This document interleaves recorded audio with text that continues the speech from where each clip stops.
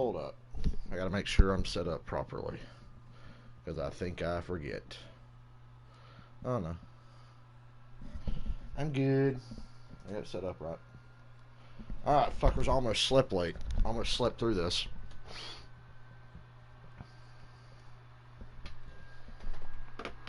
Smoke on the water. Good God, 94 degrees there. By God, there's not a cloud in the sky. And NASCAR Xfinity teams racing for the second Woo! Man, the race yesterday was great. That was so much fun to watch. We see Harrison Burton. I'm sad Junior's not racing today, but maybe it's a good thing. I can't take that kind of stress and give a damn 2 days in a row. Like I said, it's been peaceful since Junior retired. Then he pops back in, and I care all over again. I can't help myself. Harrison Burton has already won on 2 different occasions. Hey, everybody, welcome in with Jamie McMurray, Michael Waltrip. I'm Adam Alexander. I know he's a rookie. I know he's 19 years old. But Jamie, Harrison Burton doesn't drive that way. Well, you said it. Chase Briscoe's going to win this shit. Super mature, guys. He started on the front row yesterday. His car had faded a little bit, but he didn't panic. He got back a little bit in traffic, worked on his car. His team did a good job of the last stuff. And as we said, he got to restart it outside the front row, and he capitalized on it. Oh, man, I woke up right at 11:30, went and took a shower, brushed my teeth, all that shit, and I just now sat down in my chair to get on here and do this. So much speed in that 22 car, but he doesn't have a win to show for it. But I think today that could change. The kid has been very consistent and very fast, and one of the guys I think you're going to have to beat if you're going to win this race this afternoon. No question, you got to keep an eye on Cindric. Harrison Burton, someone who could get it done again today. We wouldn't be shocked at that. But I think when you go big picture, the fact that we're racing 2 days in a row with the same car, it makes this day very unpredictable, Jamie. Well, it does. And does it, though? These guys were able to learn yesterday. Chase Briscoe's going to be on the lead lap today, so. You're a guy like Noah Gragson, you went back, you've worked on your car to make it better on the short run. Give me a minute. He had the best car. He was a maniac against the wall guys on the outside, running 2 inches off of it for 80-some laps as he led yesterday. But he struggled on his short run, so they have to get that car a little bit better today, hopefully put him in the right position to win a race. It's just interesting. I've got Bojangles, but I'm not thrilled about it because I'm kind of tired of Bojangles. They're getting to put their heads together and make those adjustments, make those changes. How much difference of a race will we see today? I was up till like 3 in the morning like an idiot. I was going to go to bed early. I set up till 3 in the morning. We talked about Noah Gragson, certainly a player. Which is why I barely got up for this. Moments ago. Well, Noah Gragson dominated our Xfinity Series race yesterday. So close to that win, Noah. Today, plan to start 13th. Now you're going to have to drop to the back of the field. Do you have the car to get through there quick? I think so. I mean, once the tires wear out, Regan, and we get about 10 to 15 laps on the tires, and I'm able to get up to the fence. That's my sweet spot. I had some. Brendan Gaughan was texting me last night. He said, man, you had a 12-second lead yesterday with 5 laps to go. You need to get off the fence. And I'm like, man, if I get anywhere off the fence, I'm going to wreck. I need to be right up there against the wall. So, yeah, ready to go. He gets off the fence, he's going to wreck because he has no talent. The guys did a lot of hard work over the evening, so ready to go. Good luck today. Put on a show for us out there. I feel like you're dropping to the rear. You have to take care of your race car. But can you afford to be patient today, 250 miles? Well, I think you can. And I think Harrison Burton is a great example of that yesterday. He got to start on the front row, but his car wasn't where it needed to be. It's really easy at this track, Michael, to get into the wall and make some mistakes and not be there at the end, but he did not do that. You know what I love, Adam? The fall off. The tires will go away. This track is slippery. The sun is burning down on those bank turns. So you're going to be able to take it easy, pace yourself, and maybe take advantage of taking care of your Goodyear tires so that you're fast at the end of a run. And pressure not just on the driver, but on the crew chief as well. You have 4 sets of tires laying in the pits, and we stall strategy play a big role in yesterday's race. There's the guy on the pole, another rookie, except strategy did not play a role in yesterday's race. He's a liar. Accounted for him in 2020. The green flag is on the way. First, though, we're going trackside. Actually, we're going to the water to get the command of fire engines. Can you believe the truck race was the worst race of the weekend? What the hell's going on? So drivers, start your engines.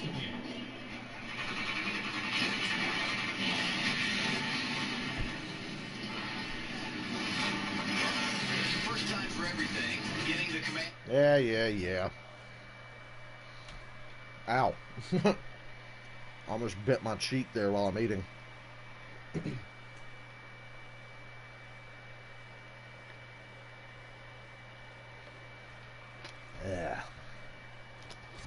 They're showing Survivor Series 96 at 7 o'clock.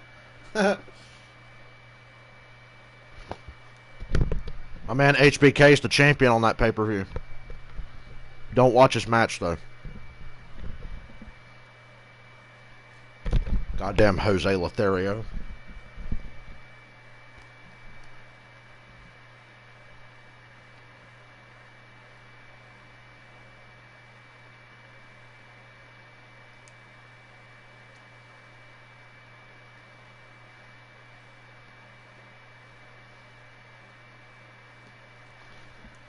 Guys want to watch Family Guy and The Simpsons, 2 shows that should have been canceled like a decade ago?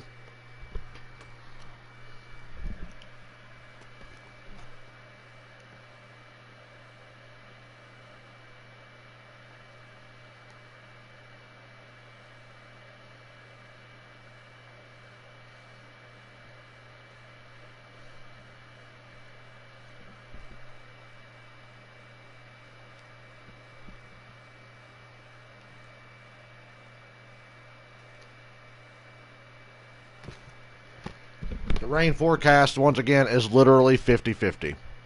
Right now, there's not a cloud in the sky.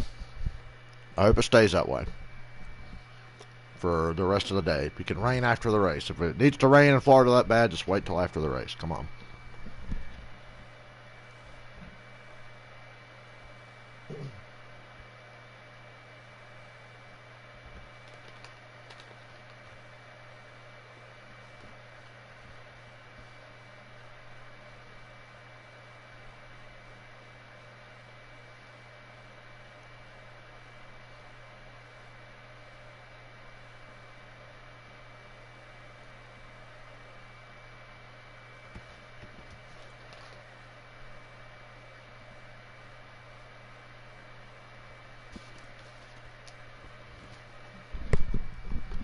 Like I said, I think this is going to be the Chase Briscoe show.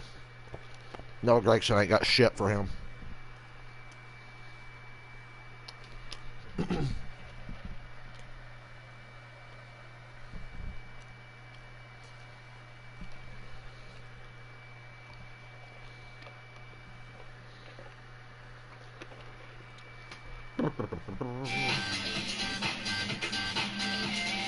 This a fucking fashion montage or a race recap? I love these Dash for Cash races. Round 2 today from the Homestead Miami Speedway. You saw Oh, they're actually doing the Dash for Cash today. the big payout. One of them, Okay. Allmendinger, who won for the first time on an oval last Saturday at Atlanta Motor Speedway. But when you look at what he's accomplished in his career, AJ Allmendinger's so talented. And the smile says it all. I think he's having as much fun as He's ever unreal. had, and that was apparent last weekend in the ATL. Let's go from the driver's seat with AJ Allmendinger, Jamie. Let's see. Good to see AJ back today. Hey, it's Jamie Mack and the guys back at the FS1 booth. You got a coffee? I got you, man. All right, man. It was fun to watch you win that race last week at Atlanta and a big payday possibly. So it's today. Justin Haley, Daniel Hemrick, Noah Gragson, and AJ Allmendinger, the Dash for Where'd you watch Cash. from, and tell us what you learned and how you're going to apply Boy, that 8 car's good, though. Look out for Hemrick. They were going to let me race yesterday, but I said my TV Same car Junior was driving. They didn't change nothing. like that, so, They changed the decals, rewrapped the car, but that's all they did. Matt Call, you know you're watching, so we love you, man. I watched from home and tried to study as much as I could. Talked to my teammates, Ross Chastain, Justin Haley yesterday when I got here to Homestead, so learned a lot. We're going to go out there and give everything we can, and can't thank Xfinity enough for giving us a chance at this 100,000. All right, buddy. Well, good luck today. It was fun. This is going to be awesome. I love these Xfinity cars and the hot sun. Appreciate it, man. It's, you and players together, that's, Gotta love that starting order because they inverted the top 20. on TV, so I appreciate it. And can't thank Or just the top 15. Looks like they just inverted the top 15. Cup is top 20. Xfinity, they invert the top 15. Thank you guys for coming on the show here. Good luck to AJ, who's Gotta be got some entertaining. adversity to overcome today, because since he didn't race yesterday, he starts in the back today. And you know, speaking of overcoming adversity, what about what we saw 24 hours ago from Chase Briscoe? I mean, he's one of the pre-race favorites, and before the race even begins, you saw the debris coming out there. That's ballast from his Ford Mustang. He came down pit road and started this race 6 laps down, somehow rallied to finish in the top 10, Regan.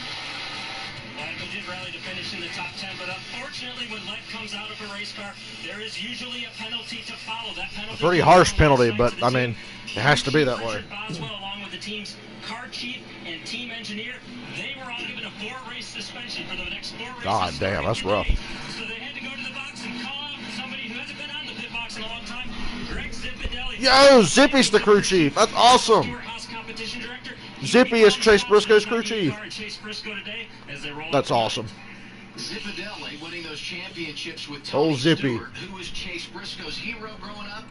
Tony Stewart, having Zippy on the box has got to be really cool for that kid out of Indiana. Now I'm really cheering for Chase Briscoe. And here are some of the rules and how things apply on this doubleheader weekend. We take the top 15 from yesterday, invert them today, and that's how we got the starting lineup from 16th on back. You start where you finished yesterday's race. Backup cars must be approved. There were a couple of those. Limited adjustments allowed, and you see the cars going to the rear at the bottom. The big ones to note, Daniel Hemrick, because of the driver change from Dale Jr., Justin Allgaier in a backup car. We mentioned Noah Gragson, and A.J. Allmendinger already starting in the back. Ding-a-ling. We see it. Well, this is going to be a fun A.J. race. Ding-a-ling. There's several things that these drivers are going to have to overcome. First thing is adversity. You talked about it, Adam, to the rear. How do you overcome that? I love the inversion. The fastest cars are not starting near the front. That's going to be fun early in the race. And then how do you talk to your crew chief? How do you understand those adjustments that you need? Field inversions are fun. You can't over-adjust. And then my key, the biggest key, is how you run that wall. Noah Gragson talked about how much he loved it, but it's an art. You can't just jump up there and run an inch off the wall if you don't know what you're doing. He's got it down pat. Yeah, Noah Gragson, incredible being able to run the wall yesterday. And for me, it's short run versus long run, guys. We saw Noah Gragson, the best car on the long run, but when it came down to the end, we got that caution, which we haven't had lately, and Harrison Burke was able to capitalize on having better short run speed. And look, we talked about Chase Briscoe. You can't count anyone out. 6 laps down at one point in the race, we kind of thought he was done, and that team was able to put some strategy together and get him back to a 7th place finish, which is unbelievable. And then Justin Allgaier, he's been so consistent. Justin Allgaier in the series this year, led the most laps, but yesterday was not good. We've talked about this has not been a good track for him. They're in a backup car. Hopefully they can capitalize on that today. He's never had a top 5 finish. If anybody celebrated when the schedule came out and we learned the championship races at Phoenix and not in Miami, it was Justin Allgaier. Here you see the race analysis, same as yesterday, 40 laps in the first 2 stages. That leaves 87 laps for that final run. You see the pit road speed, that's significant. We saw the drivers getting everything set there a moment ago. And the fuel window, 58 to 60 laps. And we remind you of that because typically in this race, and we saw it yesterday, you get that long green flag run in the final stage. Yeah, that competition caution. We're going to see some strategy right off the bat. When we get to lap 20, there'll be guys not put on tires, saving those tires, using that strategy early in the going to try to have something extra at the end of the race. Anytime you have strategy involved in a place like this, it just makes not going green yet. It looked like they were going to green. Lights are back on a pace car. Tires and guys charging from the back on new ones. Going to be fun to watch. And we're making history. For the first time since 1983, it's an Xfinity Series doubleheader, back-to-back days. Being able to race twice in 2 days is pretty cool. It gives us an opportunity to hopefully work on the car for the second day. To me, the biggest opportunity is points because you have the ability to obviously win 4 stages and 2 races in one weekend, and that's not something that you get very often, especially for us Xfinity guys. If you have the ability to sweep the weekend or at least get a bunch of points and a bunch of stage points because you brought a great package, I think it's obviously a double points weekend. That's a great way to look at it. It's the land of opportunity this week. We got Mike Snotter on the pole, Brandon Brown second, Justin Haley third, Jeremy Clements fourth. This is the first time we've ever run on consecutive days at the same facility. Seeing Mike Snyder has actually chosen the bottom. That was a little bit of a debate yesterday, whether you want the bottom or the top, and do you pick that because of who's behind you or because you think it's the preferred line? It did seem like if you can clear the guy in turns 1 and 2 or the car on your outside, that the bottom was the place you want to restart. And you got to think Justin Haley's licking his chops. He's up in that 3rd spot. He's got a really fast car. He knows the kids on the front row. He's a kid as well, but he just might have a chance here to jump out and lead some laps and get a big jump on some of the heavy hitters who are all starting in the rear. Mention Haley, perfect setup. Leaf filter on board today, and his teammates got an onboard camera as well. We visited with A.J. Allmendinger driving that 16. That is the Chevy on board. And look at the pylon, always highlighted and ran our dash for cash drivers. Herrick and Gregson 11th and 13th, both those drivers going to the rear. So right now your guy Haley's in the catbird seat to win the money, Michael. He's on it, and that car is going to be fast today. Ah, the notes that he going shared with green. his teammates, it's got to be key. Pace car is in. It's time to go racing in South Florida. Guys, I think we're going to see them a little more aggressive today. They've got that race under their belt yesterday. Know what to expect. Good wheel spin on the car on the outside.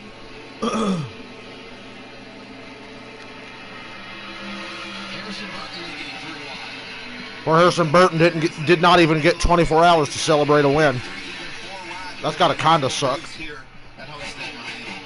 Chastain had a different plan than Justin Haley. He went ahead and said, I'm going to go over and lead these first few laps. Chastain's going to have the lead in a minute. Like right now. Turns 3 and 4, Michael, seem to be the best for those first 2 or 3 laps. Like when you've got enough grip in the tires, but then we see as it goes on, you want to start moving up. Hope Gregson tears his shit up on the way to the front. Mike Snyder held on to lead that first lap, but you're right. Ross is dogging him down on the bottom, trying to make that work. 3 Chevys in the mix, and then the Ford of Chase Briscoe jumps up to 3rd in that 98 car. A much better start today than yesterday for Briscoe. He's just thankful he gets to be in the lead lap right now, guys. Chastain's the leader. I tell you, I think Briscoe's 3rd. he be the favorite today. We thought that he had one of the best cars yesterday. We don't Briscoe's 2nd. his circumstances he's in, but man, he loves coming to this racetrack, and that means so much. As you see, Going for the lead now. Ross Chastain. How happy does that make Zippy? His crew chief, what Jamie just said. Zippy's got the easiest job ever today. He saw the race yesterday. He knows what kind of car they have. If I was Zippy, I'd be so chill.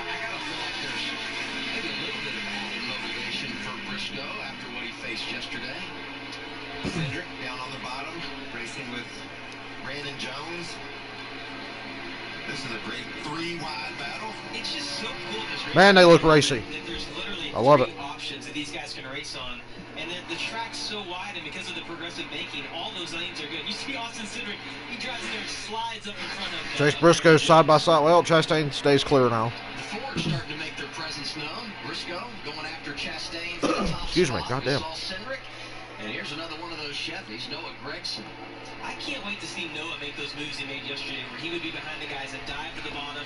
And it was weird. It was like he would slide up in front of him, but he wasn't losing the momentum like we typically see here. Speaking of momentum, you saw it there. Matt Snyder used that higher lane to hold off Cindric, but Cindric's got that move going in low and sliding up like you point out, Jamie. He's really got Joe. down. Mikey called Jamie McMurray Joe. Middle of your screen, red and yellow car. That's Michael Annette, who had a 6th-place finish yesterday. Junior Motorsports 3 of the top 6, the only guy that faced problems. We talked about him earlier, Justin Allgaier. Excuse me. 21, Anthony Alfredo. Man, he's been impressive. He had a great comeback yesterday, where he was Anthony Alfredo finished 4th yesterday.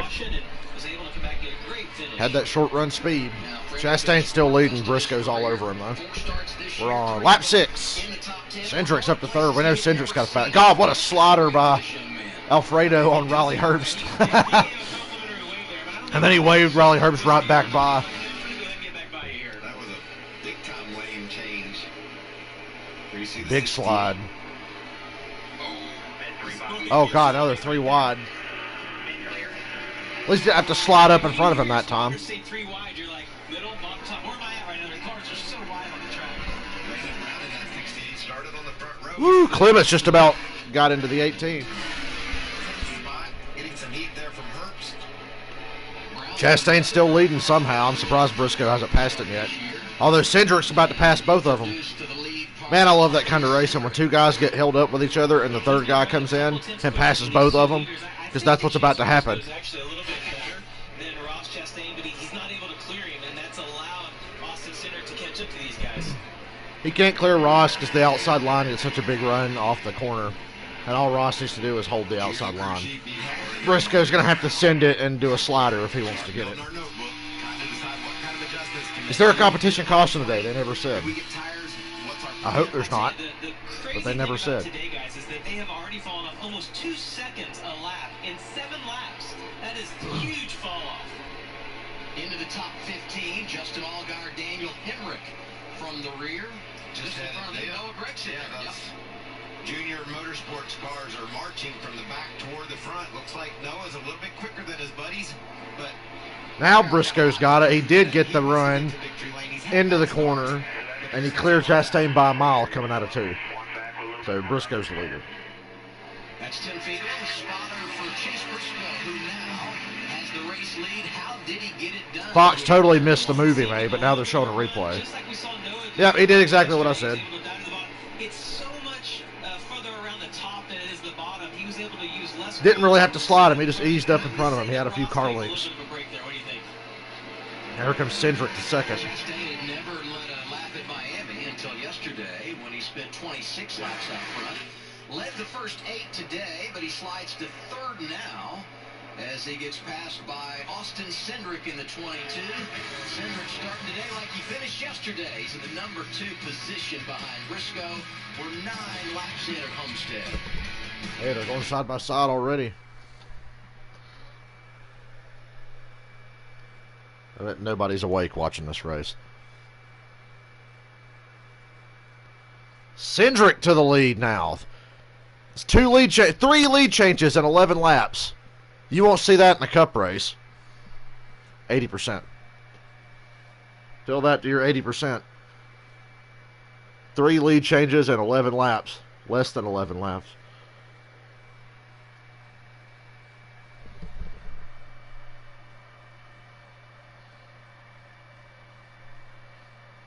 Yes, Steve O'Donnell, I hate seeing 3 lead changes in 11 laps.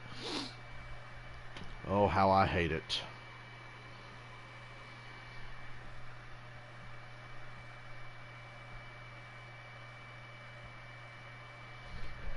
At least most of the racing this weekend's been good because of the Xfinity series. And it's so weird. I was so not hyped about the Xfinity series coming into this year, and they've had the best races consistently. It's crazy. I can't wait till we start hitting those road courses this summer. If they get to. I'm assuming they will. I'm assuming a lot, though, in this day and age. Rye Guy, hello. They're in commercial right now. I'm just browsing my phone. Thought I might have slept through this race, honestly, the way I was feeling this morning.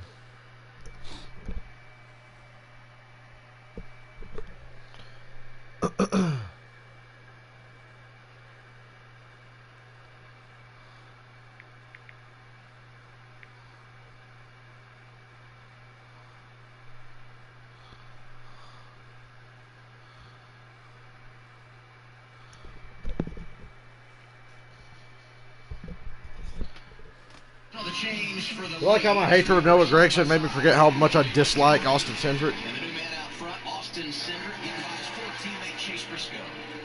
this is a continuation from yesterday. Just a really fast forward for Cindric, and you can see he's able to make that bottom work. And Jamie, explain to the people at home how hard it was to get that forward to the bottom and complete that pass. Well, it is. I mean, because the top is where all the momentum is going to be. It's just such a shorter distance when you cut the corner off. And those guys are doing so good. They're not really sliding up the racetrack until like the 3/4 mark around the corner. And the 22, I mean, he has just been, we saw it at Atlanta. Those guys have started these races out really, really good. Let's see our Ford Performance track facts. Just how good was Cole Custer in 2017, leading all those laps and winning by 15 seconds. Riding the fence, too. We talked about that at the opening. He had favorite driver? I'm a Hendrick Motorsports fan, so I lean towards those 4 guys. I'm a Hendrick fan. In the Xfinity, I'm obviously a Junior Motorsports fan, but I really don't like Noah Gregson, so I'll just say I'm a Justin Allgaier fan right now. Noah Gregson sucks, but I like Justin Allgaier a lot. But when I watch the Cup race, Hendrick Motorsports all the way. The 9 of Noah Gregson. He's picking up where he left off yesterday when he led 83 laps. He loves this track. You can tell. Regan did the interview with him earlier. You can just tell his passion for this track, how much fun he loves getting up against the wall. I think Regan's got. Why does Allgaier suck at Homestead? Jamie, right behind him is the number 7 car of his team. I can't figure that out.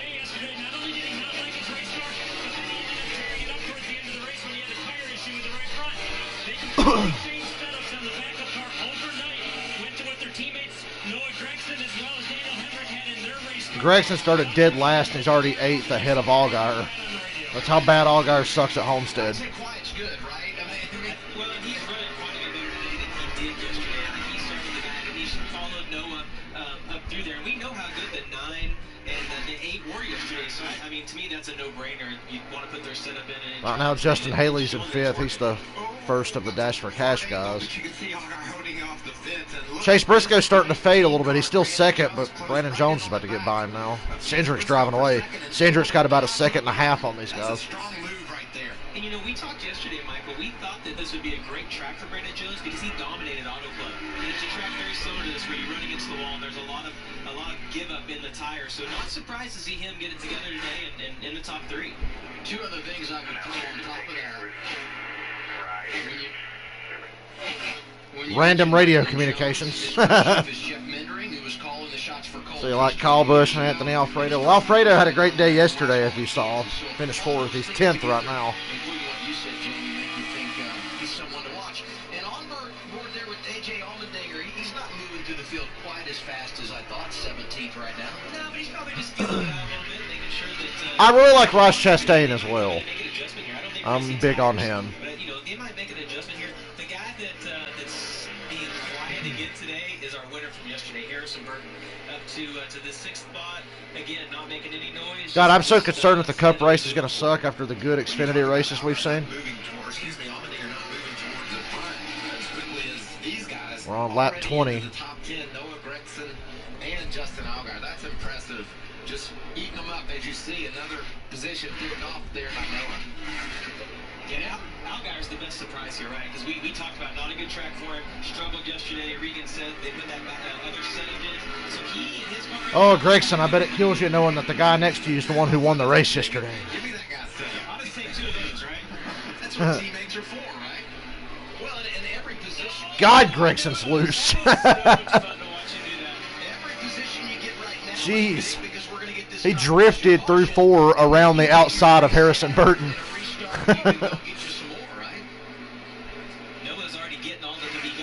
I'll be interested to see if there's any improvement in the short run for Gregson. I think the competition caution just came out.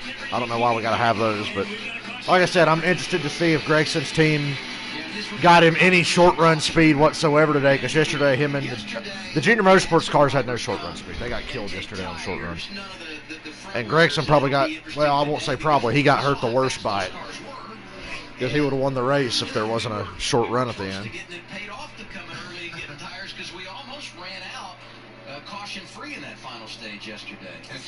I don't know why we need a competition caution when they raced here yesterday.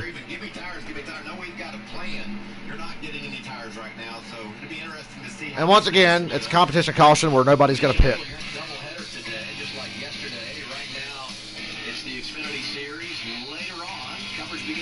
Right, guy, I hope you're able to watch the race and that you're not relying on me.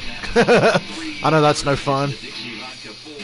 I get a lot of people who just don't get Fox Sports 1 and they actually come and listen to me for some reason. Martin Truex Jr. trying to go back-to-back after winning on Wednesday night at Martinsville. Truex so good at this track. Cindric, Briscoe, Brandon Jones, Ross Chastain. Wednesday night, like you talked about, and Denny Hamlin with not such a great one, so he was able to see if he's able to rebound. Denny Hamlin's had a bad week, Mikey. He's been cussing out people on Twitter. Look, they're going to commercial because they know nobody's going to pit during this competition caution. Which, once again, begs the question, why have a competition caution? Okay, good, you're able to watch it. That's good. I'm still shocked that there's so many people that don't have Fox Sports 1. Like, it's such a big complaint I see. It's like, I don't get Fox Sports 1. And I'm like, I'm sorry.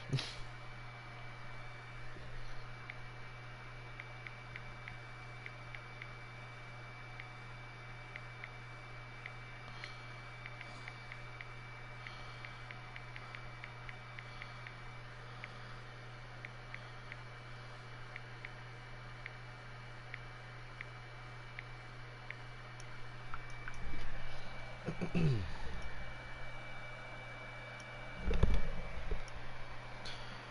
going to be another day where I'm streaming all day because I got to do the Cup race after this. After the Xfinity race, I'm going to stop the stream, take a little break, change the title, and then jump back on and do the Cup race. I'm not going to stream them just one after the other because I think this race will end about an hour at least before the Cup race starts, so I can get off here and take a break.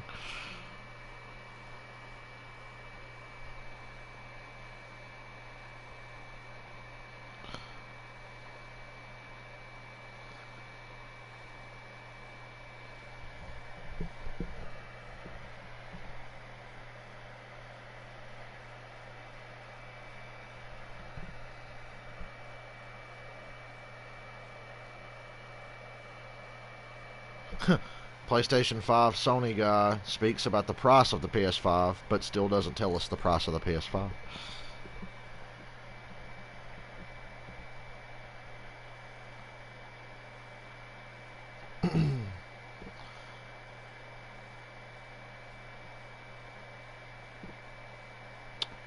We need more doubleheader races and less practice. I think that's one thing we've learned this year.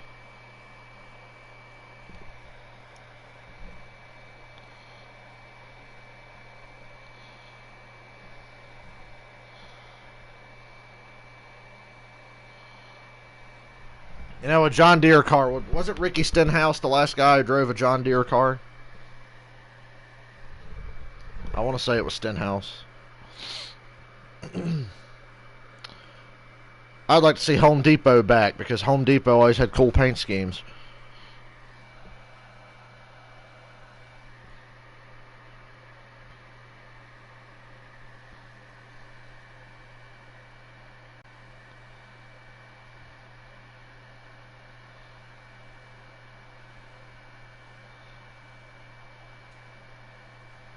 Oh no, Timmy Hill with a problem. Oh my God, Timmy Hill's gas man tripped over a tire and fell on his fat ass. Why did they put that tire on me? He's yelling at whoever was supposed to hold that tire. Hey, but let's give some credit. That was Timmy Hill in the 61, who ran 250 miles yesterday, 250 today, and that's just in the Xfinity Series. He and B.J. McLeod running both Xfinity races and the Cup race 400 miles later on today. My math says right around 900. Can Timmy Hill sweep the week? No. No, he can't. He can handle it. That's what Clint said yesterday. He will not. Hey, he finished third when we were doing iRacing. We're going to have 16 to go in stage 1 here. After that pointless caution. But whatever. Good God, a lot of spun tires. Allmendinger back there? It was. A lot of spun tires in the middle of the pack. Can't believe nobody ran over anyone. Good grief. Cindric picked the outside line. That's what I kept saying yesterday. Pick the outside line. It became pretty apparent at the end of the race you needed to take the outside. Good God, 3 wide per second. In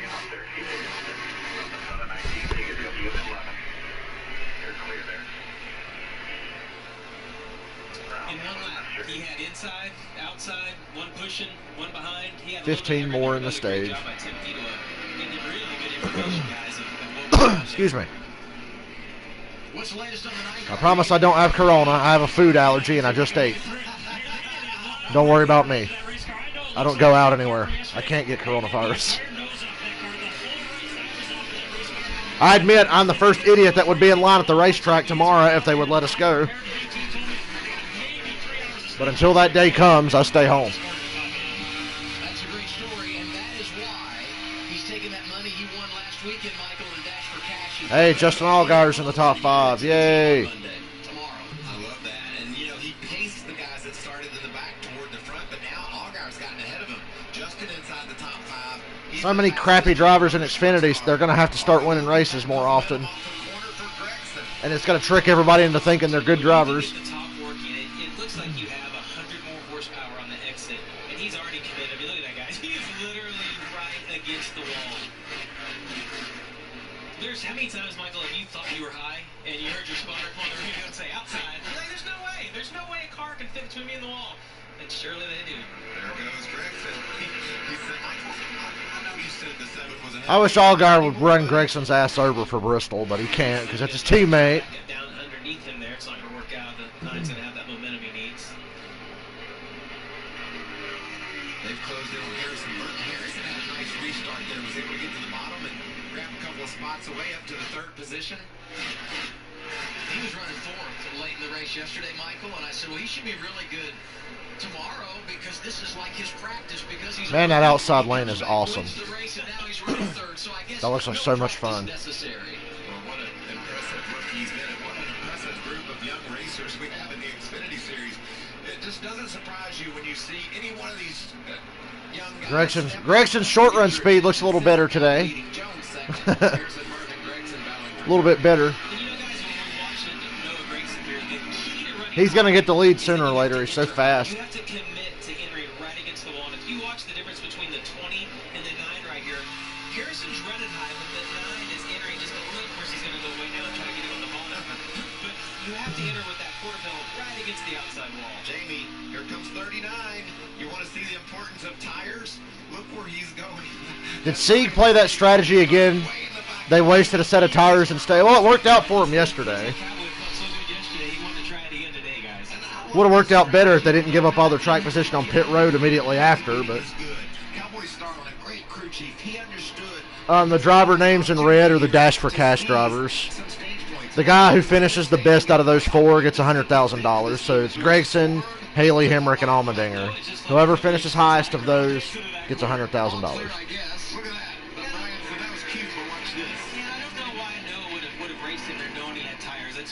Be a situation that you let him go.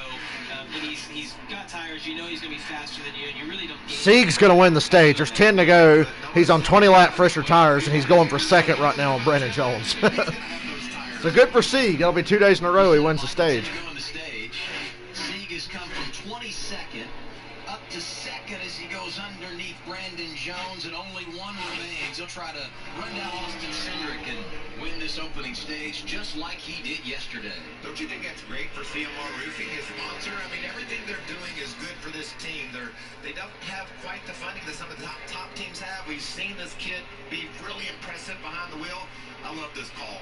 Yeah, I mean, it's a risky call, right? Because you're hoping that you're counting on those cautions not coming out in the final stage. And you said this a little bit ago, Adam. The ironic part is that yesterday the caution was brought out actually by him at the end of the race yesterday. But yeah, Michael, I'm with you. I mean, you're a team lawyer. I get it. You're gonna take the other side. I'm totally okay with that. Cesar Vaccarella and Tommy Joe. Oh, we got a caution. always see Caesar when we're racing down in Florida. Raced at Daytona earlier this year in that 90 for Mario Gosselin and the 44 Tommy Joe Martin. Yeah, I'm not a big Brandon Jones fan either. A difficult weekend for them for sure. I don't like Brandon Jones. I hate Noah Gragson. Don't really like Austin Cindric, but I give Cindric all the credit in the world for actually improving and becoming a decent driver. I see so much improvement in Austin Cindric. See the smoke up ahead, those two get together. That's an interesting part of the track to get together on. It looks like they were both actually on the straightaway. I'm assuming that one of them just didn't know the other was there. Maybe the spotters didn't tell. Didn't look like anybody has any flat tires that would have, caused their car to. You're supposed to control 1-800 call before you dig. He dug. He dug in. Now that wouldn't be a little bit of resentment towards Brandon Jones for that Phoenix Xfinity race this year, would it? I would not. I'm the worst avid golfer I ever met. Can we get the sand? I got nothing against Kyle Busch, but he has no business being in Xfinity and trucks anymore. I don't care that he's won 97 Xfinity races and 50 whatever truck races. I really don't give two fucks about it. But I've got nothing against Kyle Busch. But when he's in Xfinity and trucks, I just think it's fucking hilarious when he doesn't win. Because he should win every time. There's no excuse for Kyle Busch to not win every truck and Xfinity race he's in, so it's really funny if he doesn't. You heard the guys talking earlier before the race how important points are right now in this part of the season, so I think they'll stay out and get them. But if I'm outside the top 10 and don't think I can get there, I'm kidding. I agree with you. Take a chance. Now, what about this? What if you're A.J. Allmendinger? He didn't pit earlier. He's 15th. You pit here. I think we see him pit out. Get a bunch of track position and then just stay out at the end of the stage, and you're only down 2-3 laps on tires. Reestablish that track position. What do you think on that? He's in a unique position because he doesn't care about stage points. That's what I would do. There you go. Chastain's doing that. Michael Annette's doing that. They're going to pit here and stay out at the end of the stage. That's a nice move. I like that move. We had a late caution in the stage nobody expected, so take advantage.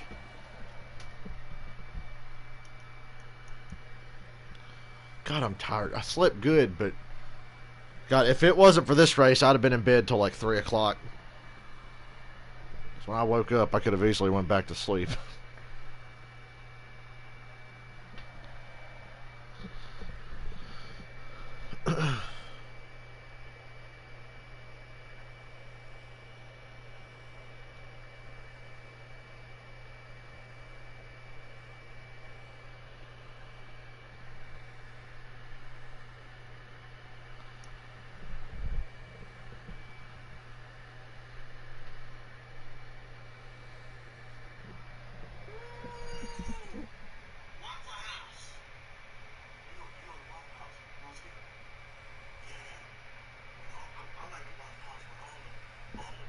I'm watching a stupid video on Twitter.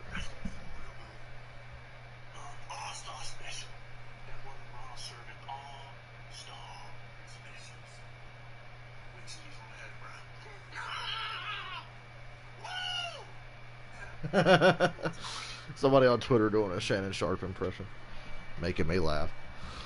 And Shannon, I saw it because Shannon Sharp himself actually retweeted it. He thought it was funny.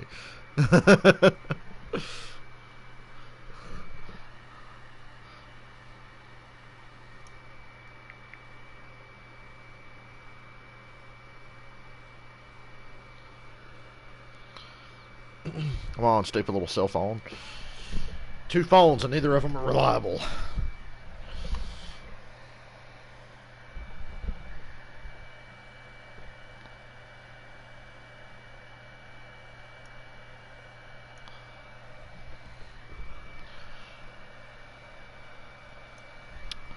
You know, I've said it before on here, but I miss going to the race. I really do.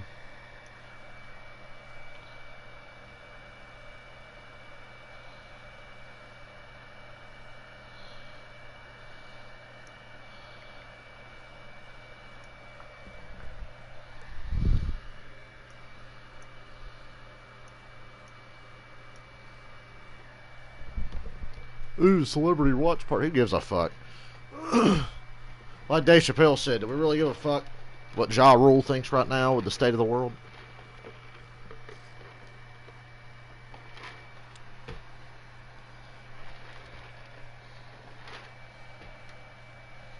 We've cleaned up our second caution. Yay. Man, they keep showing that road course at Homestead in the infield, and I want to see them run on it now. Because I think it looks pretty damn cool. Here's where Ryan Sieg just smokes them. We got 4 to go in stage 1 at the restart. Here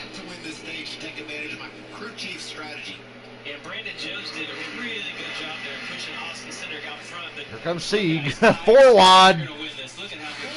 Are you serious? Are you serious? This is 39 Radio. Listen to Ryan Sieg's team. I'm happy for Richard Petty. Bubba Wallace is the best thing to happen to that 43. You realize how many sponsors they've attracted now? Because Bubba's such a good dude. The performance on the track is not there because the car sucks, the team sucks, the 43 sucked for 30 years. But the sponsors they've attracted because of Bubba, that's a good thing. And they need to stick with a driver long term, and they might actually see some improvement. I am so fucking proud of Bubba. And I want that team to do well. The team has to get better. I just want to see them do well. Because Bubba's a good dude and he deserves it.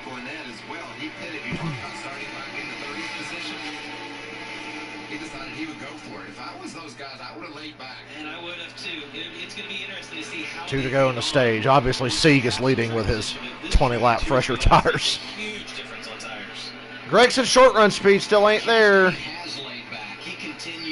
I thought it was better than yesterday, but this time he didn't do so hot on the restart. Whoa. He went to go extra high around Allgaier, and Allgaier just got right up in the way. Yeah, Gregson almost put it in a bad position right there. Tried to get Gregson almost wrecked himself in Allgaier. just about enough room on the entry. Wouldn't be the first time. And slid up. Allgaier totally shut the door on him there. It looks like Allgaier like brake check. He didn't brake check him. It's just Gregson was so much faster, but Allgaier didn't give a shit, and he just slid up in front of him. I know Bubba can drive. I told my friend Cameron, I'm going to mute this because I want to rant for a second. I told my friend Cameron a couple years ago when Bubba got signed, and we're big Bubba fans. We loved him in the Truck Series. I was like, you are going to see flashes of what Bubba is capable of, because we know that 43 car is not good. But I was like, based on how Eric Almirola ran in the car, I was like, you will see flashes of what Bubba's capable of, how good he really is. Like that time at Bristol when he drove up under green and passed Kyle Busch and Brad Keselowski for the lead. He did that under green at Bristol. The top 5 he had at Indianapolis last year. Second place in Daytona 500. The race he had at Martinsville the other night where he ran top 10 the whole race but got screwed on pit road a couple times. You know, you will see flashes of how good Bubba really is. But overall, that team's going to struggle because they're just not that good. The team is not that good. The 43 car has not been competitive consistently since like 1980 or something. Like, it's been that long, so switching to Chevrolet, I think, was a good choice because all the Chevrolets as a whole. Bubba this year, up before Martinsville, Bubba had 3 races where he ran in the top 15 the whole race. Charlotte and Atlanta and Bristol. He ran really well. If they could start getting, like, finishes between 15th and 20th consistently, I'll say that's an improvement. And every now and then he's going to pop up and surprise you and run in the top 10 because he's good. But everybody knows that car is going to struggle, no matter who's driving it. Bobby Labonte was a Cup champion, and he sucked in the 43. And I still think Bobby Labonte had a lot left. I think Bobby got the short end of the stick for the last decade of his career, driving shit like that 43 car. Look at the improvement in Eric Almirola when he went to Stewart-Haas, because Eric Almirola was in that 43 for an eternity and never really did anything on a consistent basis. There was that one. Remember that time that the 43 showed up at Kansas? It was 2012, and they had the dominant car. Almirola hit the wall twice with a blown tire and was still leading laps, dominating the race. Then he hit the wall again with another blown-out tire. That was a weird day. I was like, good God, I ain't seen the 43 look like this in my entire life. It really just depends on the track and what they bring. You're really only as good as your car. It's always been that way. A good driver can elevate a car, but not that kind of car, you know. But I'm really happy for Bubba. I'm glad Bubba has some real job security because he deserves it. And maybe, just maybe, it'll lead to an even better opportunity with another team. Maybe. You get the right support behind you, you know, anything can happen. But I'm just happy that Bubba's going to be here for a while. It's not his fault the 43 sucks. It sucked before he was there. It'll suck after he's gone, you know.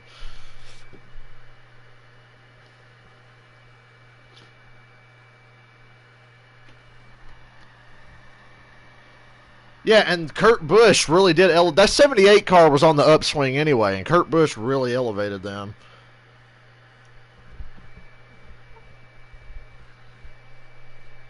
'78 car had been slowly improving.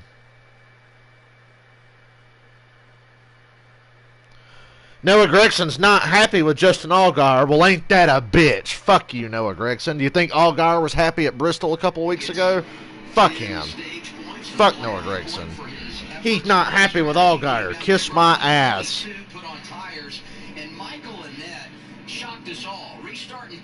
How quick he is to forget that he just totally junked Allgaier at Bristol.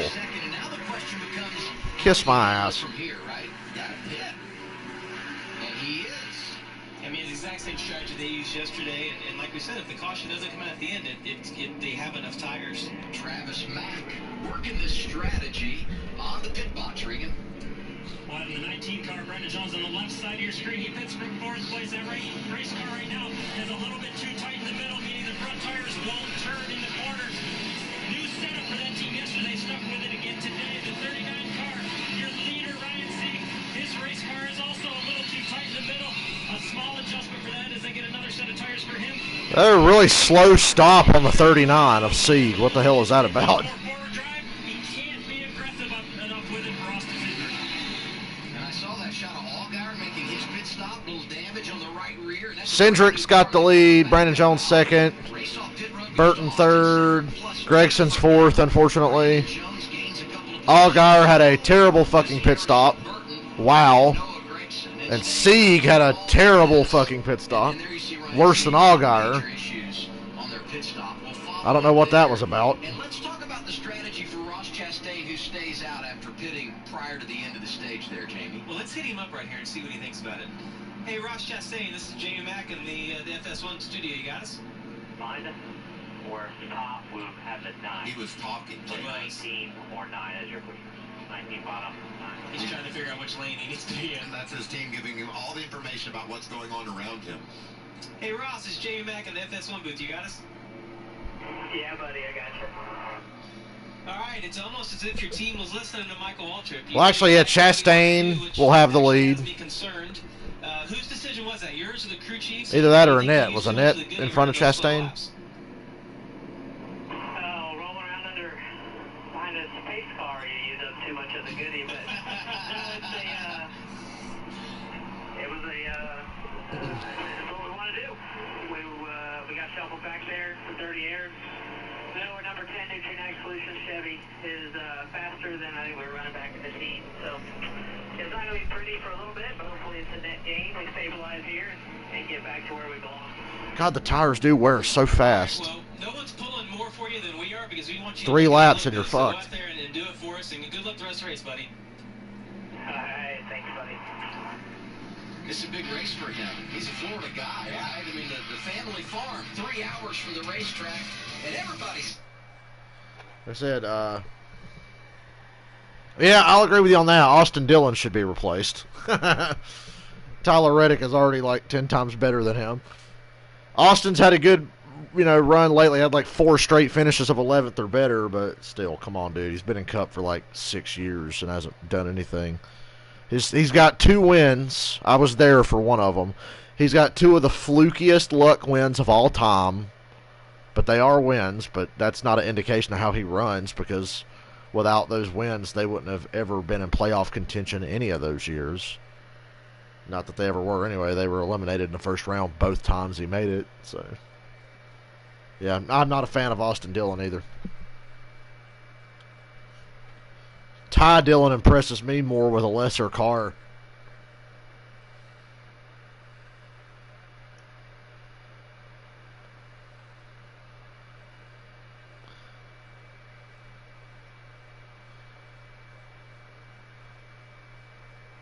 Oh, the reason that the stops were slow for Allgaier, he hit the tire out of the hands of Sieg's tire changer.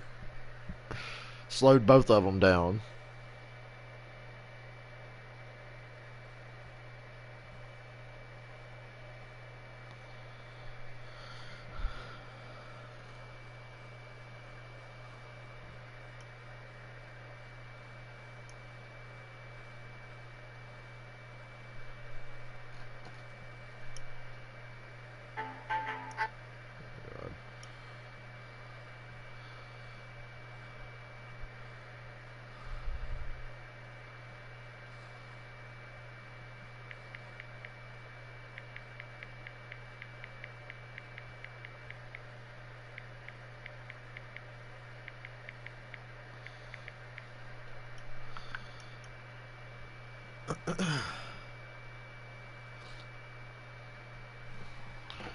I think Michael McDowell should have been fired, but he had a good run last week. I'm not a big Michael McDowell fan. Especially now that John Hunter Nemechek's been showing him up pretty much every week. But yeah, McDowell was really good at Martinsville. That impressed me.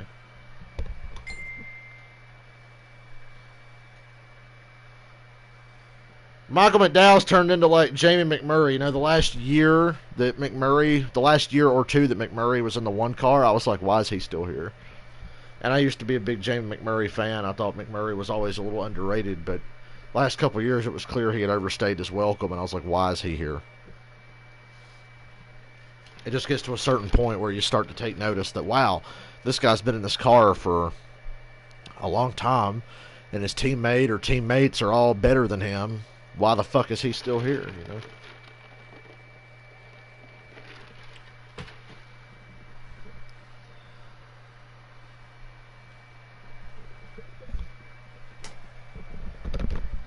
In the 39 Ryan Sieg had an extended stay on pit road. There's a reason why. Tire got away.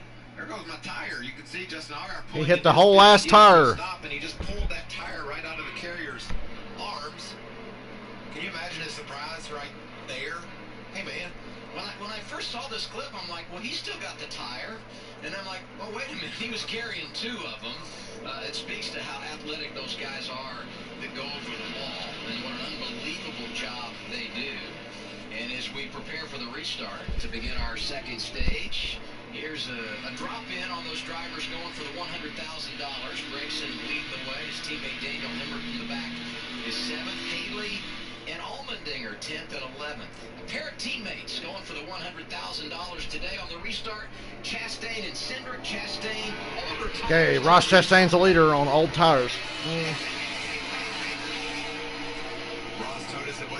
And it didn't last long. He was right. It's not pretty. Brandon Jones already got the lead, cleared him into one from the bottom. Cindric's coming on the outside, though. I think Cindric's got the way better car than any of these guys. You think they told Brandon he's on older tires? It'd be interesting to see, though, how well Ross took care of those tires and how much he's going to lose, and can he stay up in the top 10? Early answer is no. Michael Annette back there in 8th. All those stage points. Two different schools of thought there, although originally they did something similar. That was impressive, though, that run through the field. Just keep that in mind as we race toward the checkered. If there's a caution flag with a couple to go and you got any tires, you're coming no matter what. It takes them a few laps, but once we get going, that 22 car really starts to find momentum early in a run. Yeah, and guys, he can run the bottom, the middle, the top. He seems to have speed anywhere on the track. Like we saw him on the bottom of 3 and 4. Now he's running the kind of the middle to the top of 1 and 2. He's just going where Brandon Jones is and trying to get some clean air on the nose.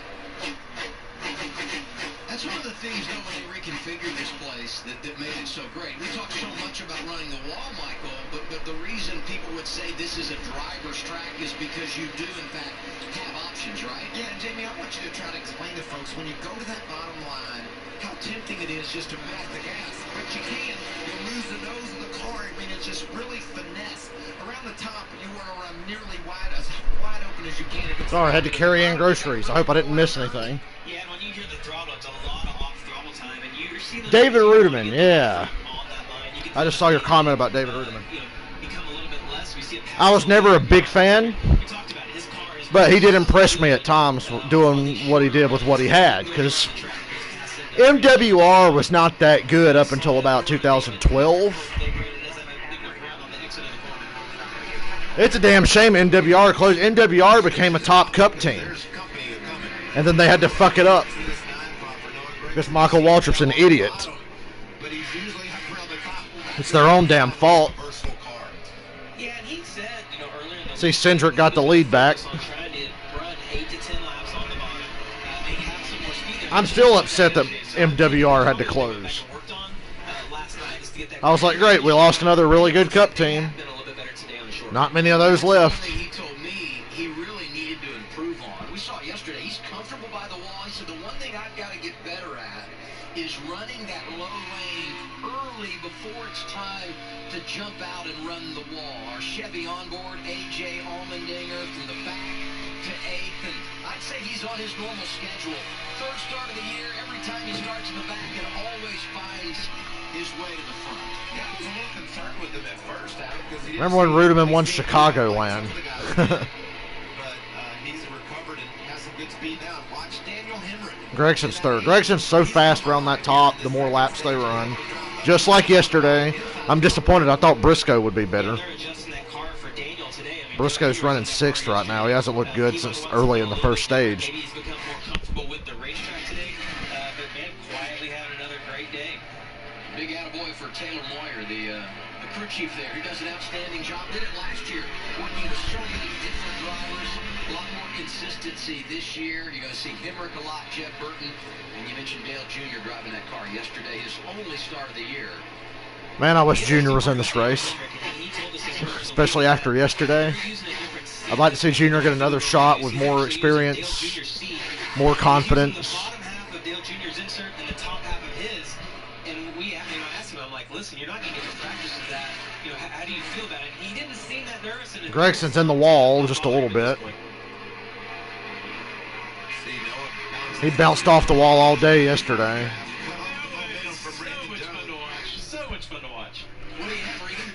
Well, just to add to what Jamie was saying right there, I walked with Daniel to the car today as he got ready to climb into it, and he started talking about that seat. I too had to sit like I've never seen before. That seat leans so far to the left that it's Gregson and Jones have traded second about 3 times in 2 laps.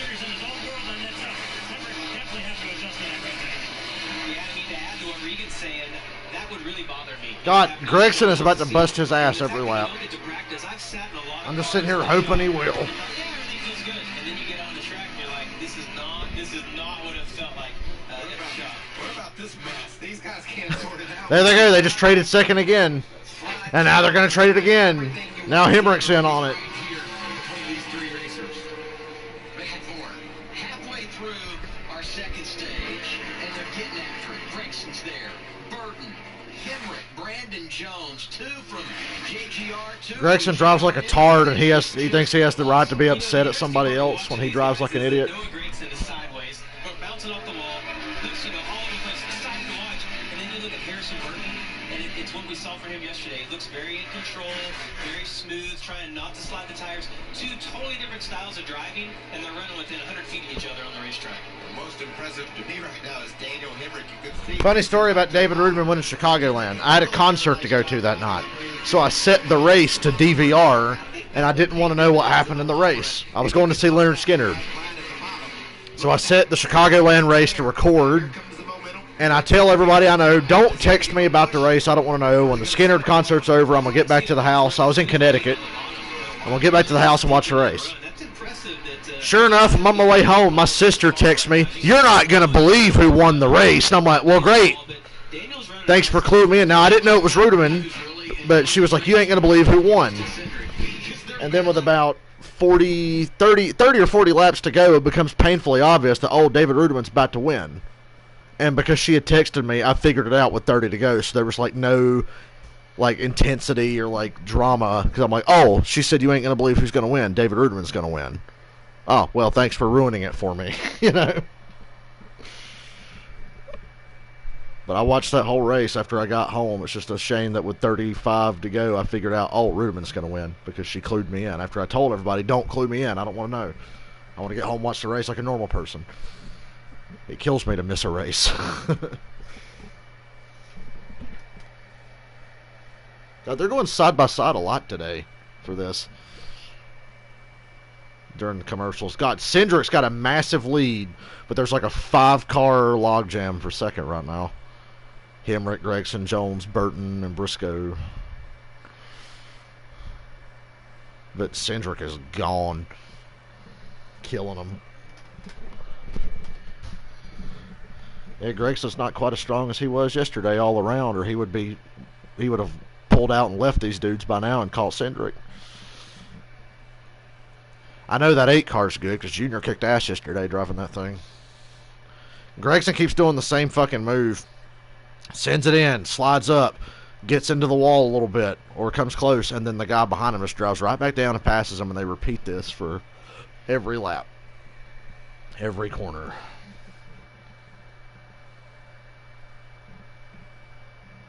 You talking about when Gilliland won the Busch race at Kentucky, or are you talking about when David Reagan won Talladega? Because I know some people get mixed up and think, Gilliland won Talladega when it was David Reagan. They were teammates, though, and they finished 1-2.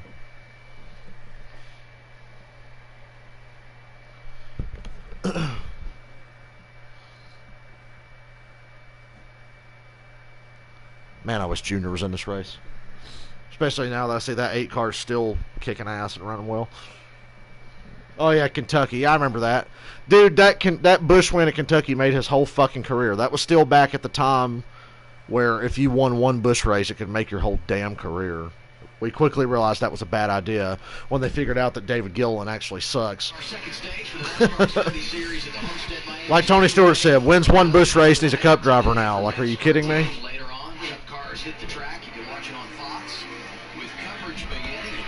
18 to go in stage 2. Cindric is gone. 2 seconds over Greg. Gregson finally got clear of Burton, Briscoe, and Hemrick. I'm glad these guys have sorted it out for a minute, Jamie. They have, but Cindric's got a 2-second lead. Everybody back in the day. Oh my God, he ran good in a Busch car. Get him a Cup ride. Like, come on. Scott Wimmer, David Gilliland, David Reagan. I don't know how David Reagan ever got to the Cup Series. I never thought David Reagan was anything good. He was never special. Never in anything he ever drove. He was all right, don't get me wrong. That nationwide race at Bristol that David Reagan won, I was like, yeah, that was impressive. But, I mean, come on. I miss Junior pre-2006, you know. I've been a Junior fan since his career started. I miss Junior from, like, before 07. I think from 2000 to 2004, the only drivers that won more races than Junior were like Tony Stewart, Jimmy Johnson, and Jeff Gordon. Junior was one of the 4 winningest drivers in NASCAR over a 5-year period. I miss that. I think Junior's very last year in 2017, he was totally checked out. Junior, I've seen it before, and Junior's admitted in the past. In like 2009, 2010, he was kind of checked out. I could see that all over him in 2017, especially because from 2011 to 2015, he was back to his old self. Junior was Junior again for about 5 seasons. And I'm like, yeah, this is Junior. Focused, competitive, having fun. And then in 2017, he was just so checked out. I'm sorry. I mean, Hendrick was struggling a bit, but there's no way he should have been that bad his very last year. There's no fucking way. He was checked out. Listen to how he talked on the radio that year during those races. That genuinely pissed me off because I had seen him do it before. And especially after I heard him admit to doing it in the past, it really pissed me off again to see him struggle his very last year. I still don't know how he didn't win in 2013. In 2013, he was the dominant car at several races, and like you said, he got top 5 in points. 2011, he was really good as well. So I don't know, but I always say from 2011 to 2015, I'm like, yep, that's Junior. That's the real Junior. The first half of 2016, he had five second-place finishes the first half of 2016 before his concussion. 5 second-place finishes. He was still Junior. Then he got hurt again, which he had been hurt the entire time anyway, if you read his book. And Gregson just took the lead, by the way. He drove from 2 seconds back in about 3 laps and just passed Cindric for the lead right in the middle of my Dale Jr. rant. Oh, Doomslayer, you think the 2011 Coke 600 pissed you off? I was there. I was at the 2011 600. How do you think I felt? How do you think I was feeling up there in the stands? I was sitting up on the Ford Tower, as high as you could be. Still one of the best races I've ever been to. I think the 2011 600 is the best or second best race I ever went to. And I was there. Yeah, I was there. Watched the whole damn thing. I had a scanner and everything. I had my scanner on when Junior goes into turn 3 and the car shuts off and he rolls through 3 and 4 and he goes, out of gas. And I went, ooh! I heard him say it when it happened. Like I said, I had the scanner and everything. I knew it was coming. I knew he was going to run out. But it still didn't make it suck any less because I thought maybe there's a chance he'll make it. But I knew in the back of my mind, I'm like, we're fucked. And the moment I knew we were fucked is when they were riding around under caution. After, Jimmy Johnson blew up with like 3 to go or whatever, and the caution's going to be long because they got to clean all the shit up, and they're riding around under caution. And I'm like, okay, they got them lined up. Let's go. And the lights don't go out on the pace car, and they run another there was like an extra pace lap that they ran, and I was like, you motherfuckers. I got so mad then because I knew that probably fucked him. Sure enough, it did. I knew the moment they didn't throw the green and ran that extra lap under caution, we were probably fucked. Best race I went to, the 2018 Roval race at Charlotte, or the 2011 600, or the 2011 July New Hampshire race. Those are the 3 best races I've been to, I think. 2011 July New Hampshire. If you don't remember that race, you should go watch the highlights or watch the race or something. It was really good. 2011 600 and the first Roval race. That was a great race. I've been going to Cup races since I was like 7.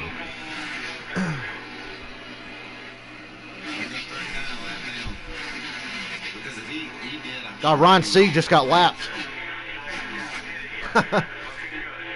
Now Gregson's cars really come in.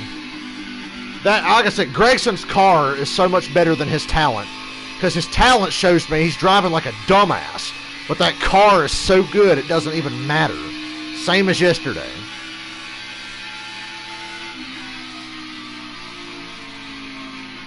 This dude's driving like an idiot, burning his stuff up, hitting the wall, but he's still got a 2-second lead. His car is so much better than his talent.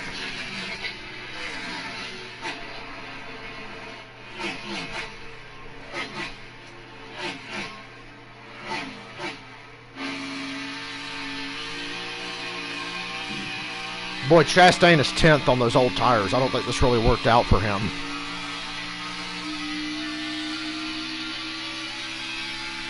I've been to a lot of Cup races, but I've only been to one Busch race my entire life, and it was last year at Charlotte. That was my first Xfinity race I ever went to, was last year. I bought the weekend pass last year for the 600. I went to pole night, the ARCA race, the Xfinity race, and then the 600 on Sunday.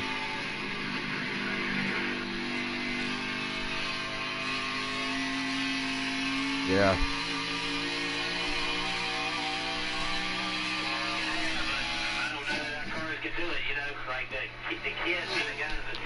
Nobody has anything for Gregson the rest of the day unless they get another bullshit late yellow in a short run. Dude was 2 seconds behind Cindric. Within a couple laps, he took the lead. Now he's over 3 seconds ahead. Coming to 5 to go in the stage. Ow. Talked about him running around on those older tires, and he's now a lap down, so they're going to have to go to plan B on the strategy. We also heard Michael Walker talking. Yeah, you were adding to the cricket effects there. Technology is great when you use it properly, right? I mean, we got a button where the 3 of us can communicate, and sometimes it's okay, Michael. It just happens. I love this race. I want to try to figure everything out that's going on. The one thing we heard Chris Rice say there was that he's talking about the young guys like packing air. I think he's talking about how close you see Noah to the wall. Because it seems like there's a little buffer. When you get right against the wall, they can find some grip. And we've watched AJ's in-car. You see, he's just kind of committed to run this middle. And I don't think there's anything wrong with this until we get to that last stage. But if you're going to be fast on the long run here, you have to do that right there. And that, Michael, we've been... I hope I get a lot of cautions in the third stage because it'll fuck Gregson over. It reminds me so much of Tyler Reddick last year, the last 2 years here. And how great was his interview before the race? He said, That 9 car is unbelievable because it makes Noah Gregson look like he knows what he's doing. The difficulty of it, the precision he has to drive that car with, it's just incredible that he's that good at it. And the thing is, guys, when you see someone good at that, they don't care about the consequences of it, right? Like, he's not, like, I feel like any logical thing thinks about if I get into the wall and tear my car up, but he's just really good at it. Amazing job. What about Brandon Jones, 3rd right now, Regan? Well, it's extremely hot out here today. We've talked about fitness and what different drivers are doing. Brandon Jones actually started working this week with Blake Cook. Blake Cook works with his team. Blake Cook. That's a name I haven't heard in a while. Yeah, there's nothing going on right now. There's 3 to go in the stage, and Gregson's driving away. Yeah, the back-to-back days, I think we've seen this in the Cup Series, right? I mean, there's a residual impact of racing multiple times in a short period, and certainly all these drivers facing that, they'll complete 500 miles this week. Anthony Alfredo's ninth. Got his best career finish yesterday. I didn't know that was his best finish. I guess I shouldn't be surprised, though. But the thing that those guys are going to learn is it's about your nutrition, it's about your hydration. There's so many little tricks you can do that aren't hard, but that can make a huge difference in how you feel. Boy, that staying out strategy did not work at all for Ross Chastain. God, there's only like, what, 3 or 4 laps difference on the tires, and it just totally killed him. 1 lap to go on the stage the next time around, and the theme continues like Saturday and Sunday continue to move. Last lap of stage 2. Gregson's in position to win a stage for the 2nd consecutive day.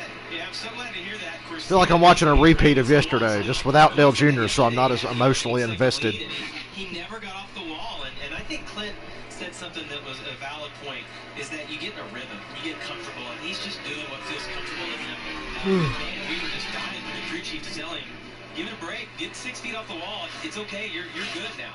How much does that remind you of Tyler Reddick? You mentioned it earlier. Absolutely, yeah. It looks like a carbon copy of how Tyler attacked this racetrack. It would be fun to watch Tyler on Fox today. Cup racing, see how he's able to handle this track. You can't run the wall in the Cup Series with that aero package, really. Not at Homestead. If the last November race there was any indication, no, you cannot.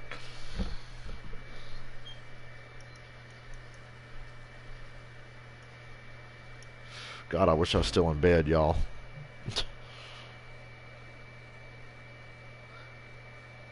That's why football season's so hard. Late in the year, I stay up late at night, and then I wind up having to get up at 12:30 to watch some games after I've been up at like 5 a.m.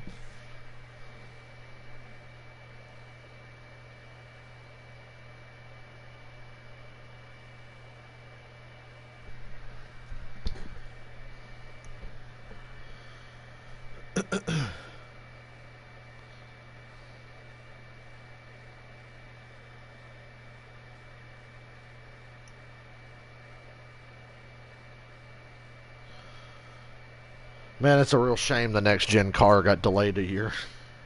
Because the current Cup car is such a pile of ass. And now we're stuck with it for another year.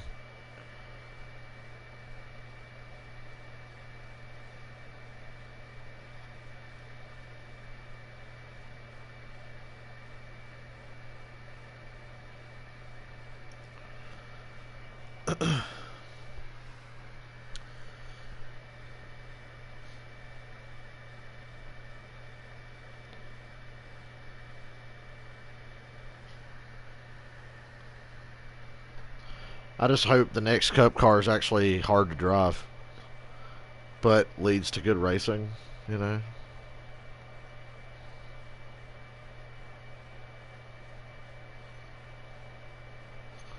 It's like a balance, you know. I don't know. I really don't know why they're obsessed with making it low horsepower.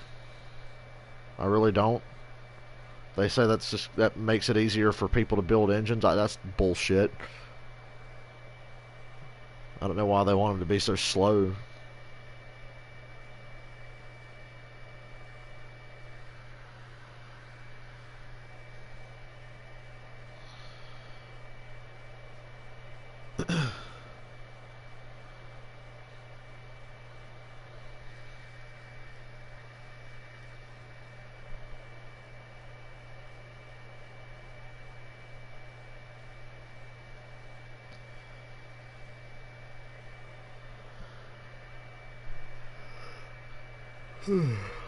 Brandon Brown just got out of his car a few minutes ago. He said he was... Yeah, the car was overheating. I was going to say, was he overheating? Because I know it's hot as fuck. It was really hot there. It's like 95 degrees or something.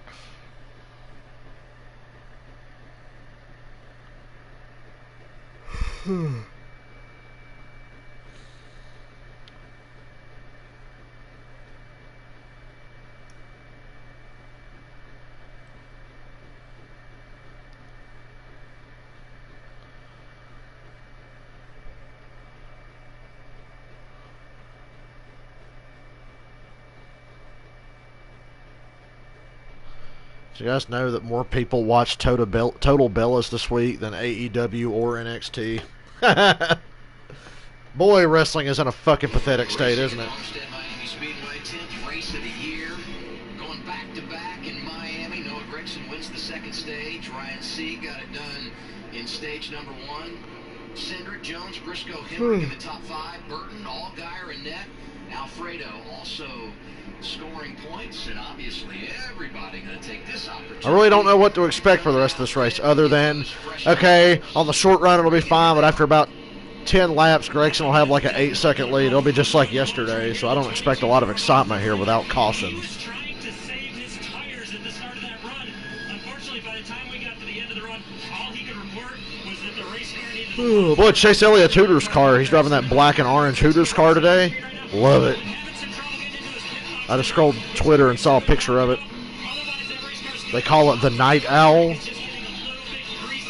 even though he's racing it in broad daylight.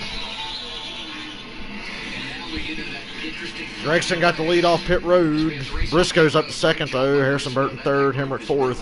Cindric lost 3 spots, and Brandon Jones lost 3 spots. Chastain gained 3. Good for him. Back in the top 10 after that little strategy play didn't work out. Let's hear from the guy that won stage 2, Jamie. Hey, Noah, this is Jamie Mack in the FS1 booth. You got me? Yeah, 10-4. Man, we are having so much fun watching you run right against the fence. But you're stressing us out. Why, when you get a 5-second lead and there's 2 laps to go, why don't you get away from the wall? What's making you continue to run up there? If I get more than 1 or 2 inches away from the wall, it really changes the balance of the car and frees it up. So if I get any further away from it than 2 inches, I'm going to wreck. So I just slide up and pound the fence. The wall, it acts as a buffer. It pushes on the right rear quarter panel, and it allows the car to stable up. It's got a lot of security when I'm right up against the wall. So overall, really great pit stop. Really happy with how the track and the car is balanced and everything is, thanks to PUBG Mobile. But man, I'm having a blast doing these slide jobs and whatnot. It's been a fun time. So we'll see if we can get back up there soon and have some fun. Well, we have had a great time watching you. Good luck and keep it up, and we'll hopefully get to talk to you here later in the day. Sounds good, guys. Thank you. A couple of other news items here as we wrap up our second stage. Matt Mills, the free pass. He will restart 23rd. Oh boy, you hear that? Matt Mills got the free pass.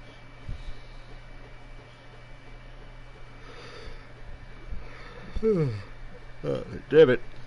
Wish this race wasn't on at noon. I would have slept so late.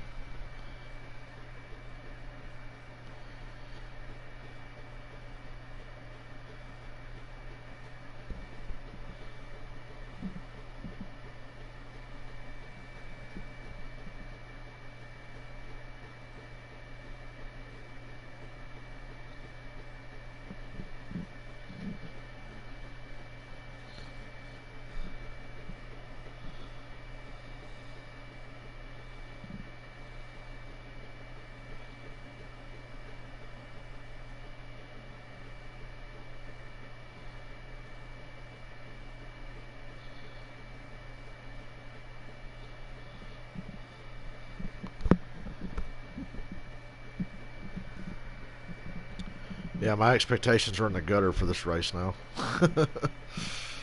It's just, you know, Gregson's got such a good car. Trust me, that's all it is the car.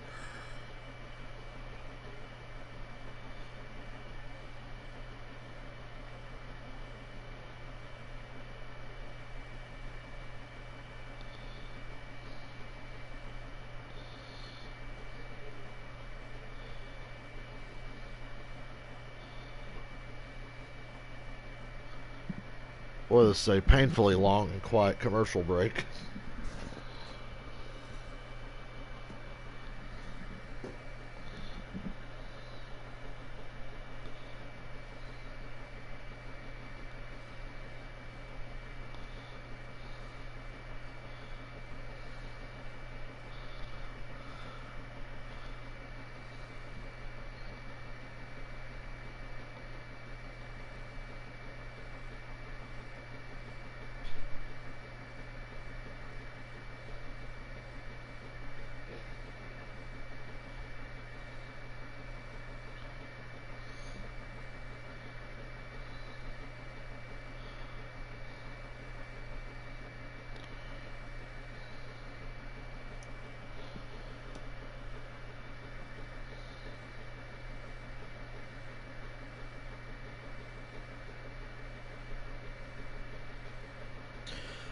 Austin Dillon's wife had her baby this morning.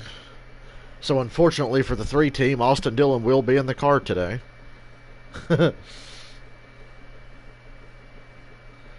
Oh, and by the way, if it rains on this race from now on, it's just going to get called because they got to get the Cup race in. So don't expect any delay whatsoever for this one. They'll call this one right away if they lose the track. Who wins it? They're just all scraping for what they can. Doing all you can. Putting it on the edge, running into the wall, and driving to victory lane. And, of course, an extra $100,000 on the line today for 4 drivers. Oh, jeez. $100,000 on the line for these kids, Jimmy.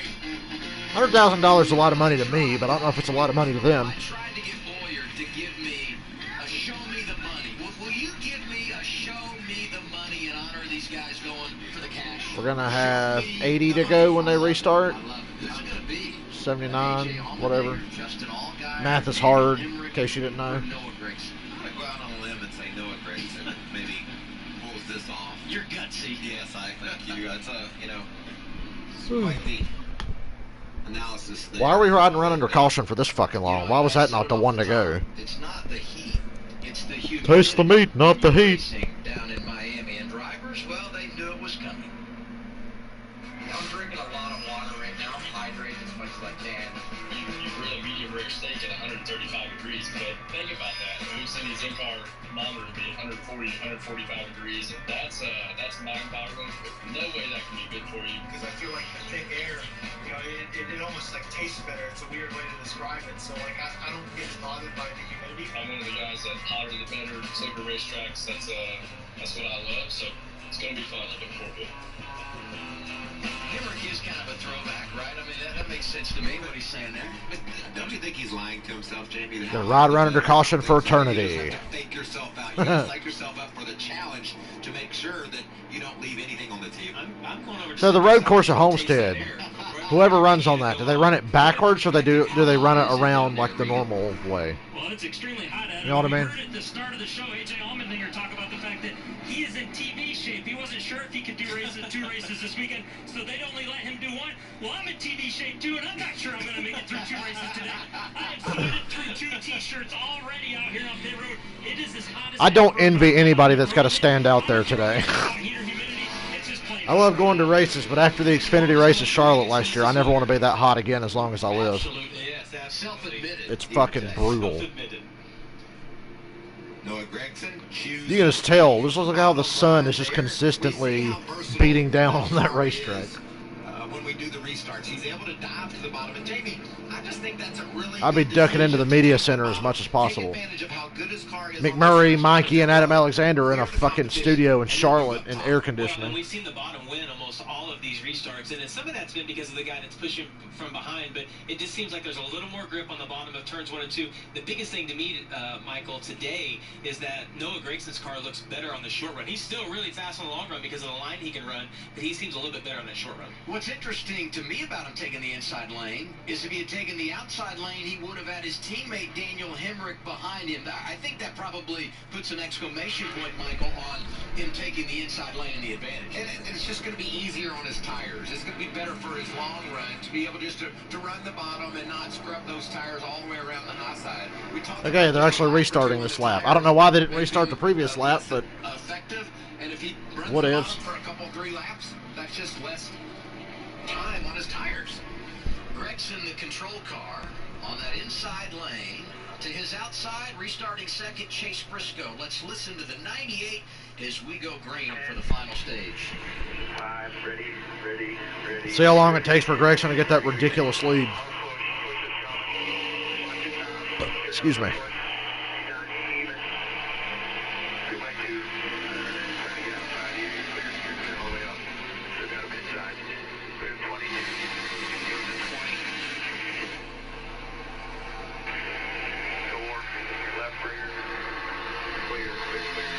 That's like the best restart I've seen Gregson get in the 2 races this weekend.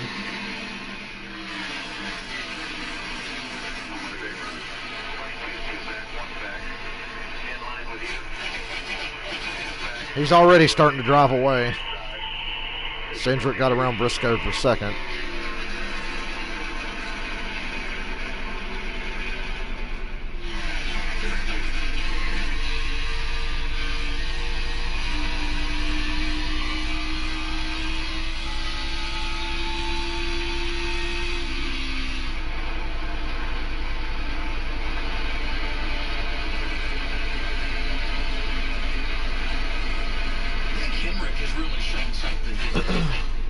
I never thought I'd be cheering for Austin Cindric, but here we are. 2020 really is the end of days if I'm cheering for Austin Cindric to win a race.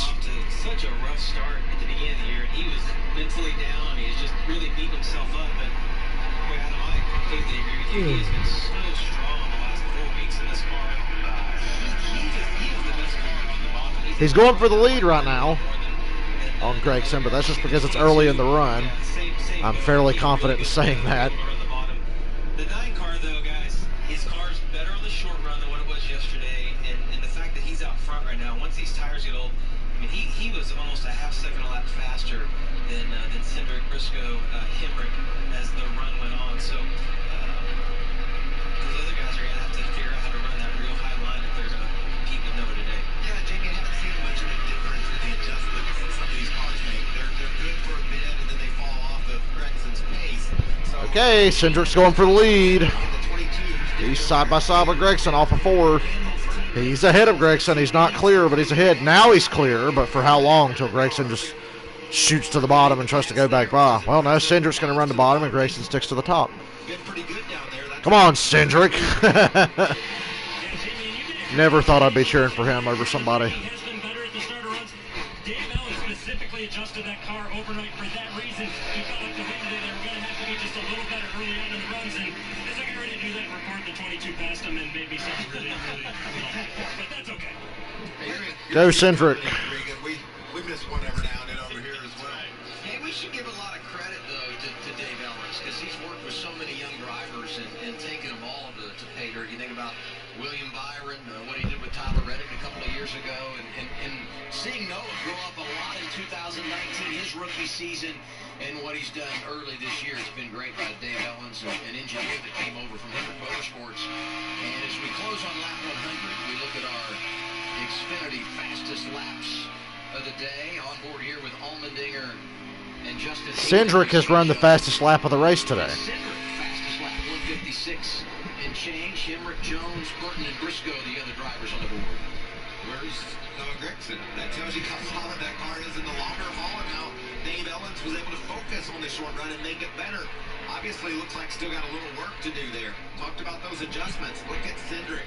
His car's really come to life now, and here comes Briscoe as well. They've closed the gap. Look at the 7 of Justin Allgaier. He went from 7th to 13th on the cycle of pit stops. They had an issue, obviously, on the pit lane, but he's coming back here, racing with Riley Herbst. And the 11 of Justin Haley. Haley, one of those Dash for Cash drivers. He's been quiet today, just inside the top 10, but not too flashy. He, Allmendinger, and Chastain, 9th, 10th, 11th. So, obviously, that's about all the speed those cars have. All the cars yesterday started off really good when the track was green. And it seemed like as the race went on, they faded a little bit more. Now the track has rubber on it. We see that they're all... And Briscoe's going for second on Gregson. Come on, keep it like this. You just know in about 5 laps or so, maybe 10, Gregson's all of a sudden just going to take off and be Superman again. It's the weirdest thing I've ever fucking seen. Started the last run, and we see the pressure from Briscoe. The About as weird as the start of the Martinsville Cup race Wednesday night, where half the field got lapped in like 50 laps. He'll run that same line as Noah when it counts here at the end. If he gets in front of Noah, Just because the 22 Logano, they nailed the setup. he tries to rally late in this run because, as you said, they like to run that same piece of real estate. Just about to lap 100, it's Cindric, Gregson, Briscoe, Hendrick, and Jones, your top 5 from Miami. Just about accidentally changed my channel on my TV, and that's a pain in the ass because for whatever reason, if the channel gets changed on my TV but not my cable box, for some reason it takes forever for my TV to want to show my cable again. I don't know why.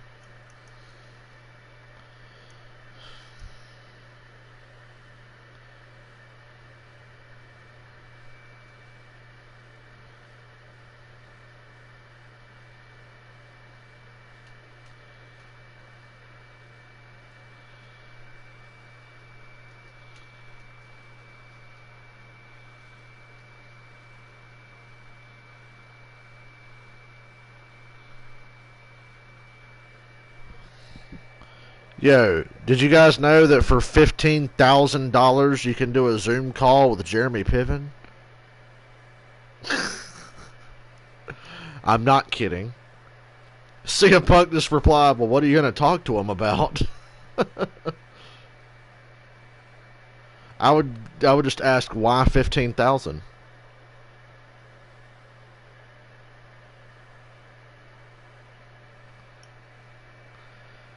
First of all, who the fuck cares about Jeremy Piven? Boy, celebrities are fucking incredible, aren't they? Not that, I don't even call him, he's like a fucking B-lister at best. But you can pay $15,000 to get on the phone with him.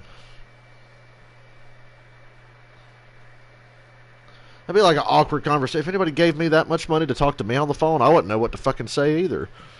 I'd be like, thanks? I'd feel guilty about it. That somebody actually gave 15 grand to talk to somebody they don't even know.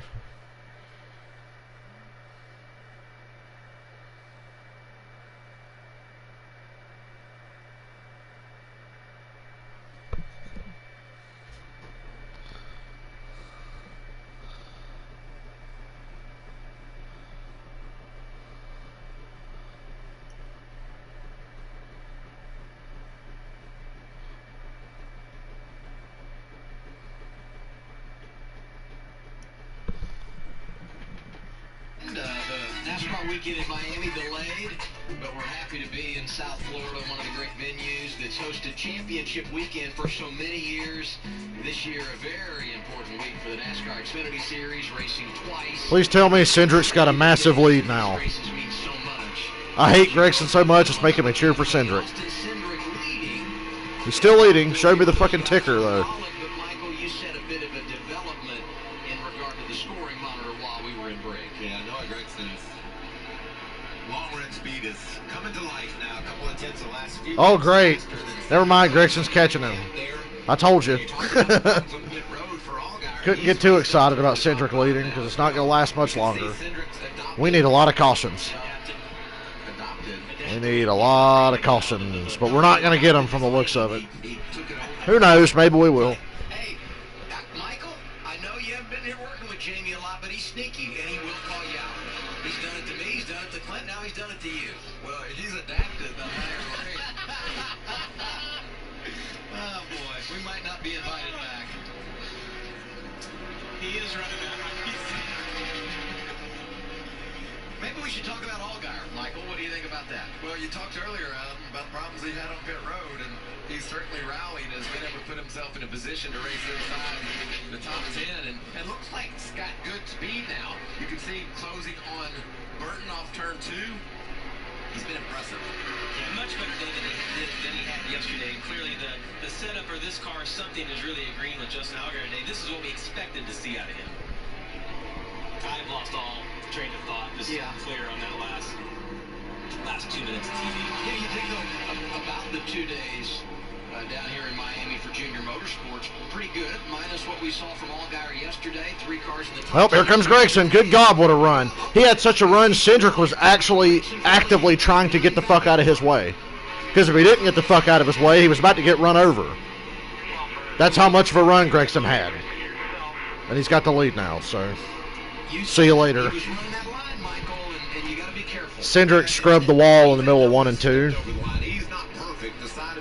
Well, that just expedited the process because Gregson was going to catch him anyway. But whatever. We need a caution. Maybe this dipshit will speed on pit road. He almost crashed yesterday getting on the pit road, and they still got to pit one more time. And Cindric's got a tire going down. He thinks he does.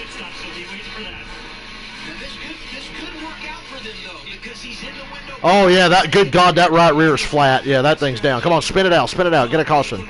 Spin it out, Have that tire carcass come off. Come on, he's got to make it to pit road before that happens, unfortunately. Damn it. I wanted a caution. Because cautions breed cautions.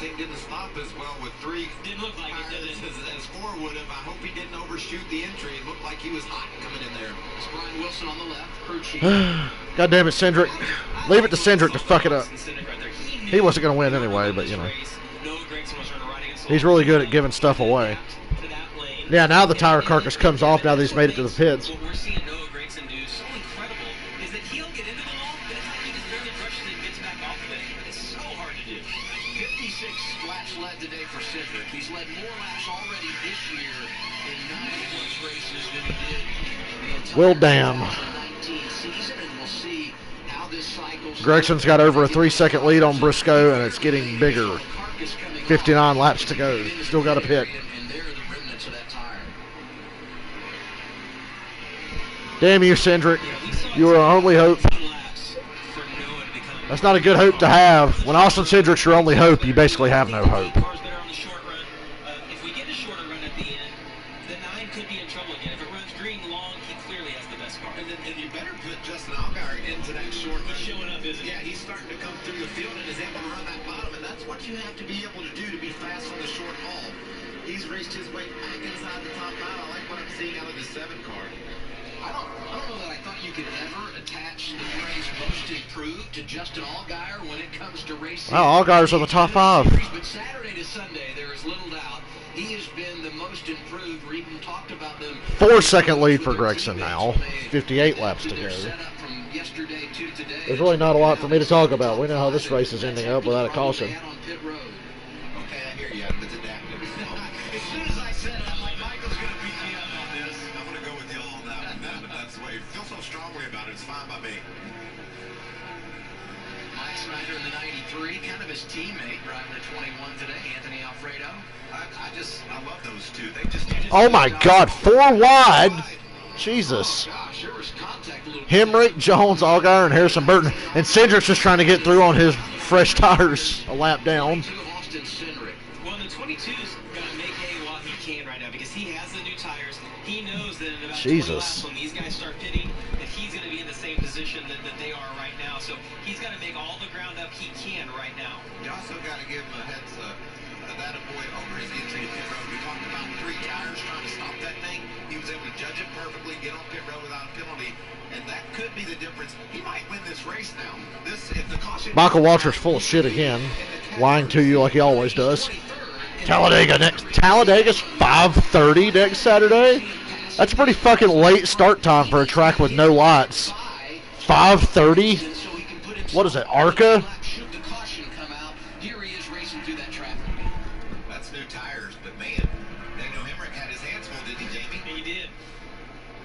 Oh, well, I got to go help a friend move next Saturday anyway, so I guess the late start time's fine.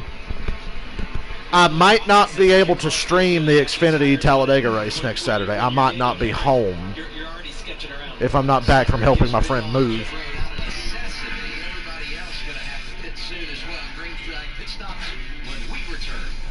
Oh, good grief. Starting to feel like the truck race last night. God, that truck race sucked.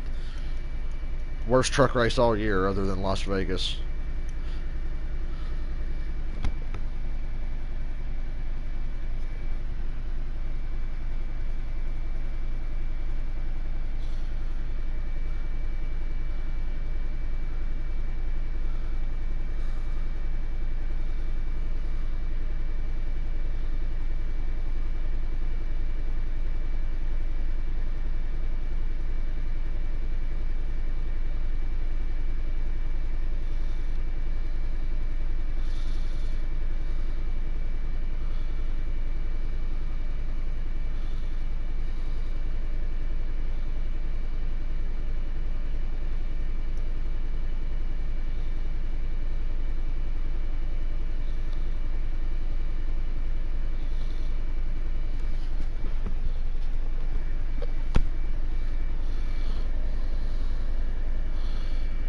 Well, I mean, he's only going to be able to do one more truck race. He's already ran 4 truck races. You can only do 5 now. And then Kyle said yesterday that Texas is the last truck race he's doing this year. Notice he's picking all the big tracks because his equipment is just going to win the race for him at those places. You would think Kyle would be like Bristol, Martinsville. No, he wants to run the big tracks because he doesn't have to try as hard, and his equipment can basically win the race for him, which is what happens 9 times out of 10 in the trucks in Xfinity races. Yeah, I said it. Because notice he's never that dominant in Cup ever. But in Xfinity and trucks, oh yeah, go out there and fucking kick some ass.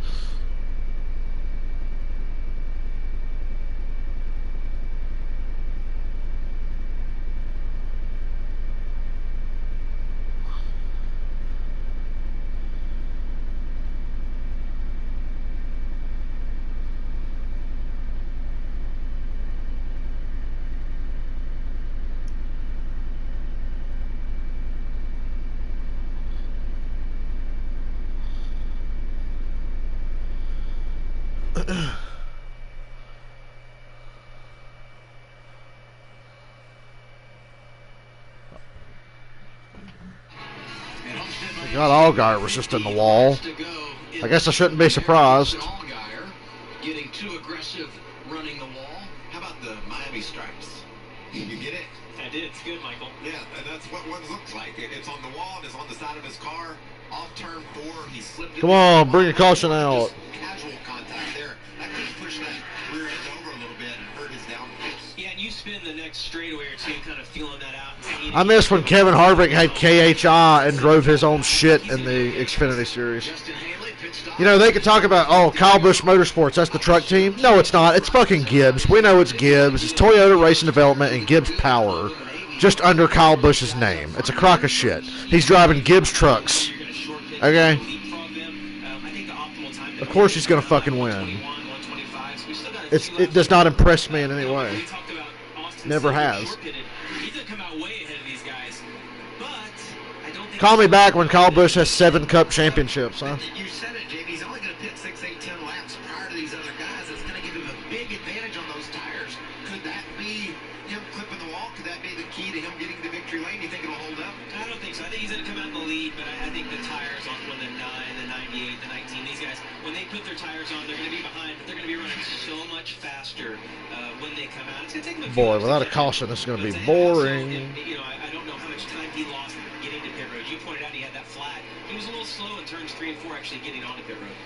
I don't know. I mean, Chase Briscoe was down 6 laps and came back in 57th yesterday. Right? I mean, I got confidence Cindric can do it. What about these 3? They can't work it out. I'm not even watching the race now. I'm just scrolling my phone. After scrubbing the wall, he seems to have gotten his mojo back. Lost a couple of seconds there for a lap or 2, but he must have felt it out. Figures everything's okay. This is a great battle. This race can't end fast enough so I can take a break before the Cup race.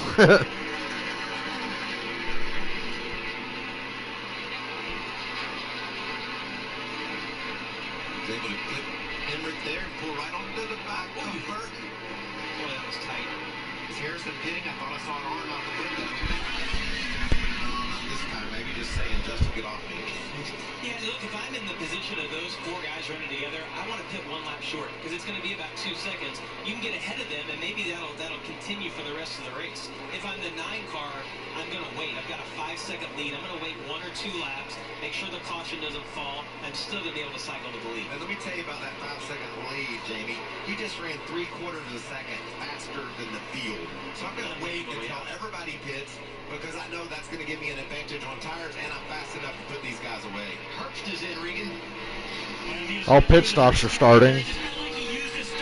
I kind of have to pay attention again, except not really. This was everybody's fear when we started doing 2 races in the same weekend on the same track. Wow, Hemrick just missed pit road. Yeah, Hemrick just missed pit road. He almost ran over Harrison Burton and he missed pit road. It's a hard pit road to get on. There's a big transition. You saw it looked like Justin Allgaier was creeping around there. He was going to make pit road. And the thing I'd be worried about Hendrick is if he locked that left front up, if it blows out before he gets back to the pits. Allmendinger is in, Regan. Allmendinger using those from his teammates' setups. They were able to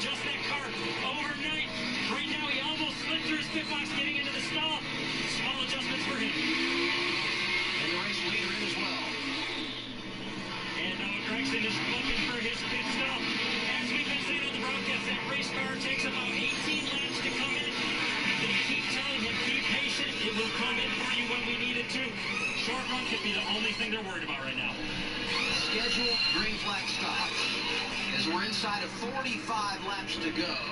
Yeah, Robbie Gordon could win in any car, any time on a road course. Didn't matter what he was driving. And the advantage for Gregson was over 5 seconds when this cycle began, and he was able to get on pit road before the 98 who was running second. He should build on that lead. God, we need a caution bad. Potential second game there for him or more. They've been telling the 98 of Chase Briscoe to take care of this race car.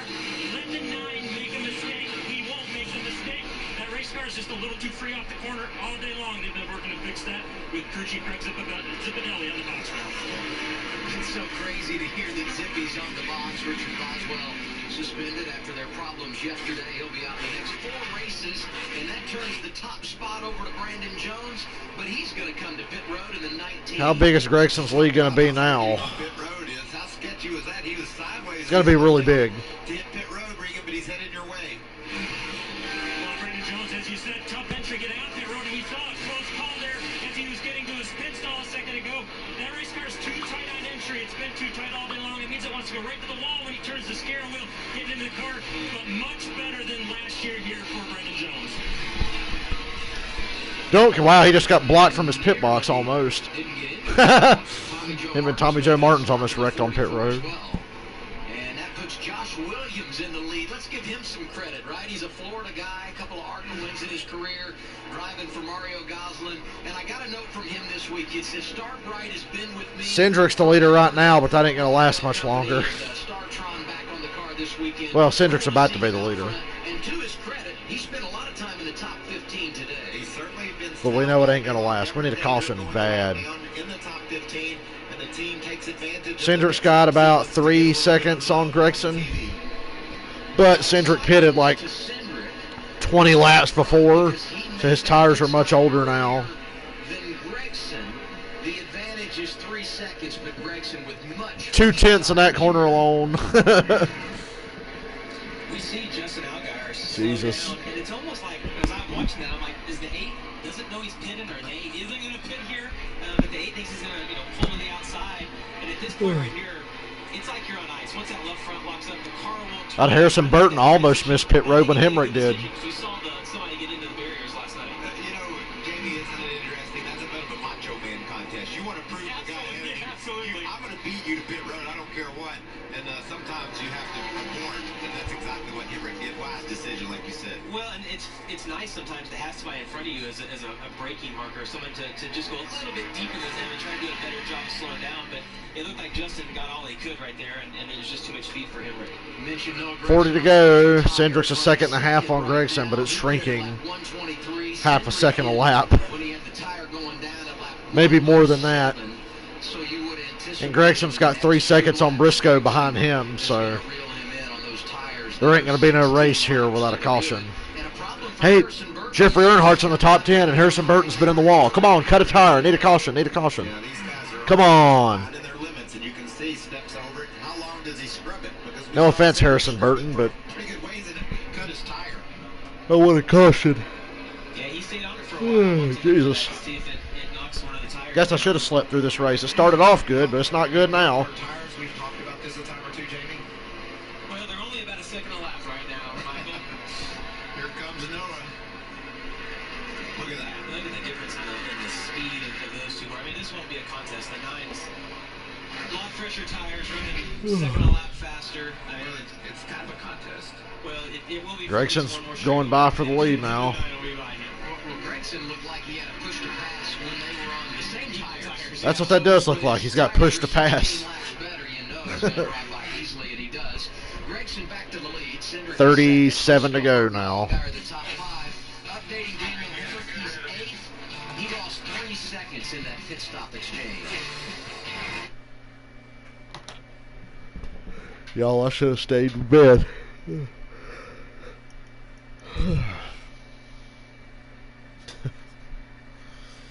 Those yawns are genuine. I'm not even like being sarcastic.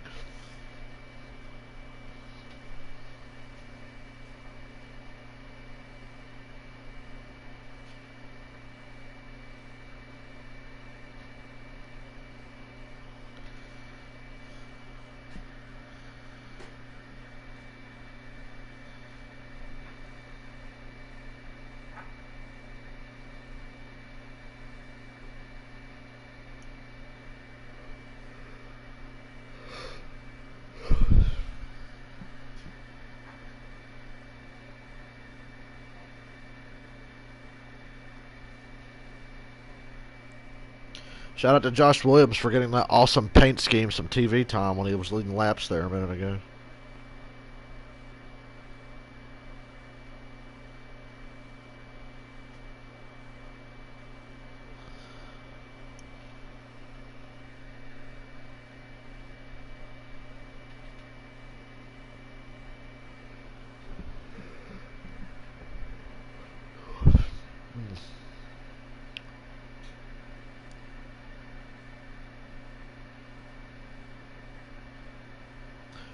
I guess it's a good thing that Homestead's not the championship race anymore, because some fucking bum like Gregson would actually have a chance at winning the championship. He won't make the Final Four, but, you know, if he got lucky and did somehow, and this was going to be the championship race, oof. Could be the worst champion in series history, besides, like, David Green or something. Or Ricky Stenhouse.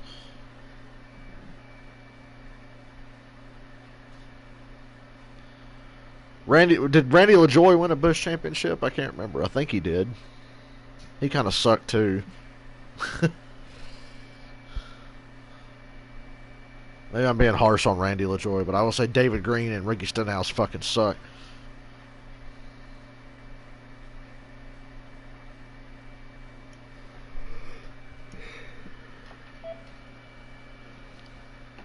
I think Homestead worked great as the final race of the season for a while, but with the way the Cup cars are now, no thank you.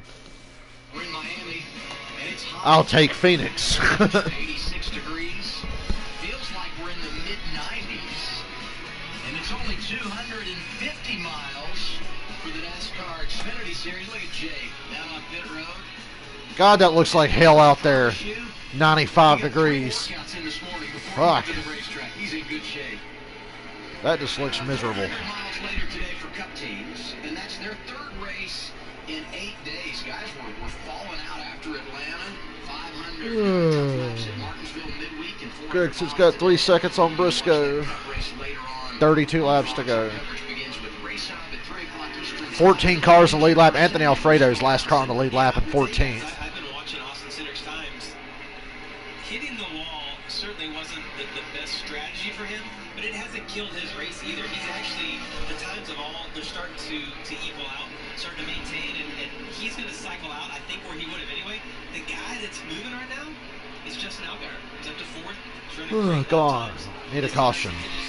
Somebody do something stupid.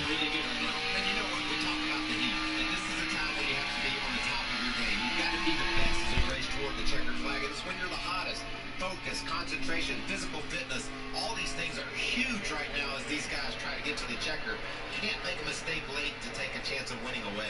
It's so hard to explain to somebody watching this at home when it's hot in the car.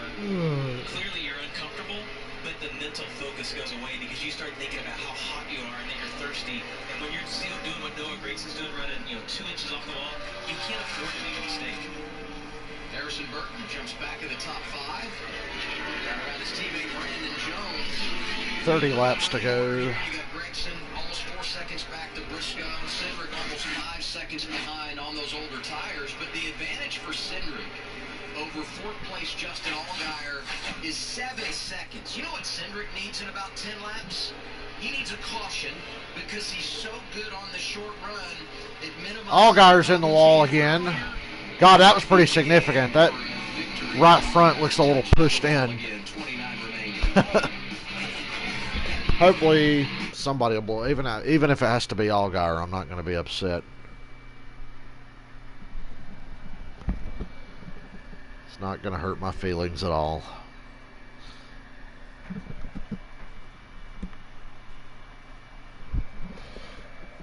Do you guys like flat Homestead or current Homestead better? As a guy who played the NASCAR Thunder games, I prefer current Homestead because flat Homestead was a bitch to drive.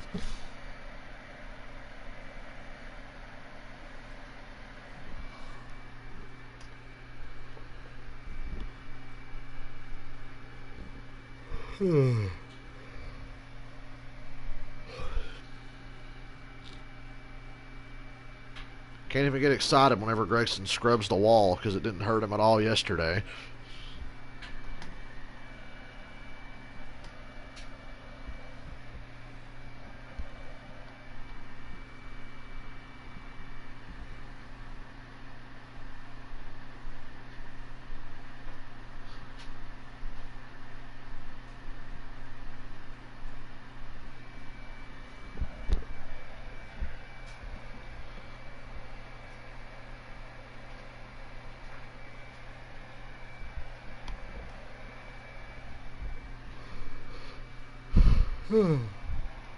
26 laps to go.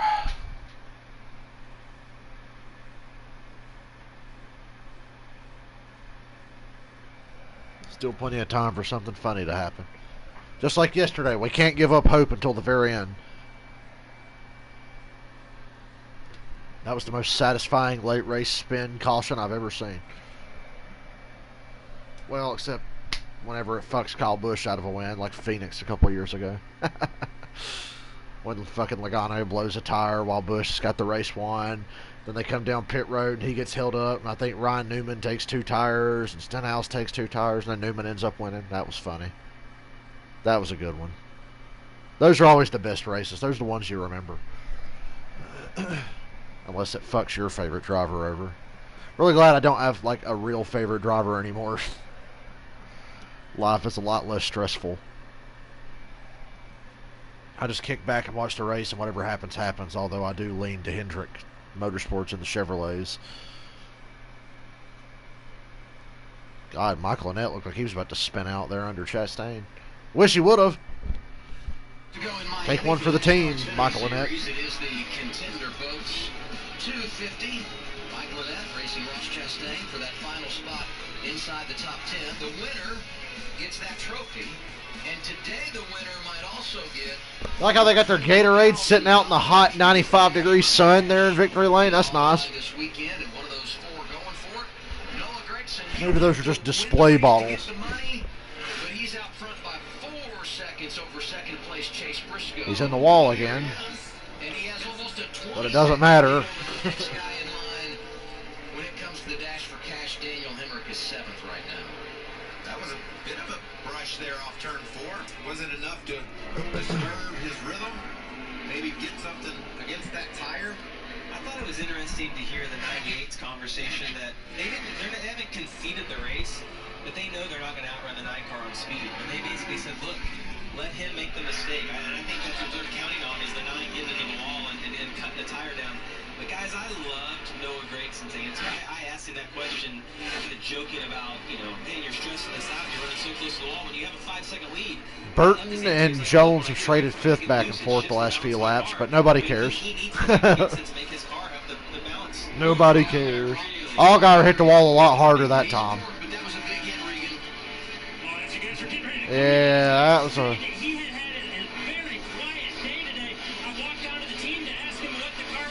Need to hit it a little harder. Need a caution, bro. Spinning out on purpose. Oh, he's got a flat. It's coming apart. Come on, bring out a caution. God damn it. Come on. Shred that tire before he gets to pit road. God damn it. He's got to make it to pit road. Fucking A. God damn it. Well, that was our one chance. He made it to pit road, unfortunately. God damn you. Allgaier. Spin that thing out on purpose next time. Anthony Alfredo's been in the wall. He's on pit road.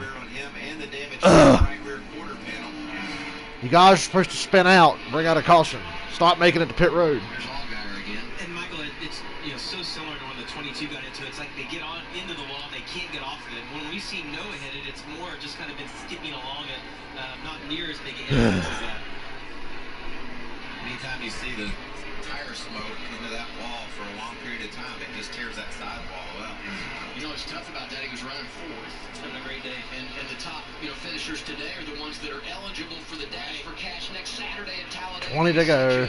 A good plate racer, and he takes himself out of the game, kind of like Bristol, right? He was in position late at Bristol to qualify for the dash for cash run last week in Atlanta, and of course we all know what happened there with Noah Gragson, and he fell out of contention. So it's really been a tough couple of weeks for that race team.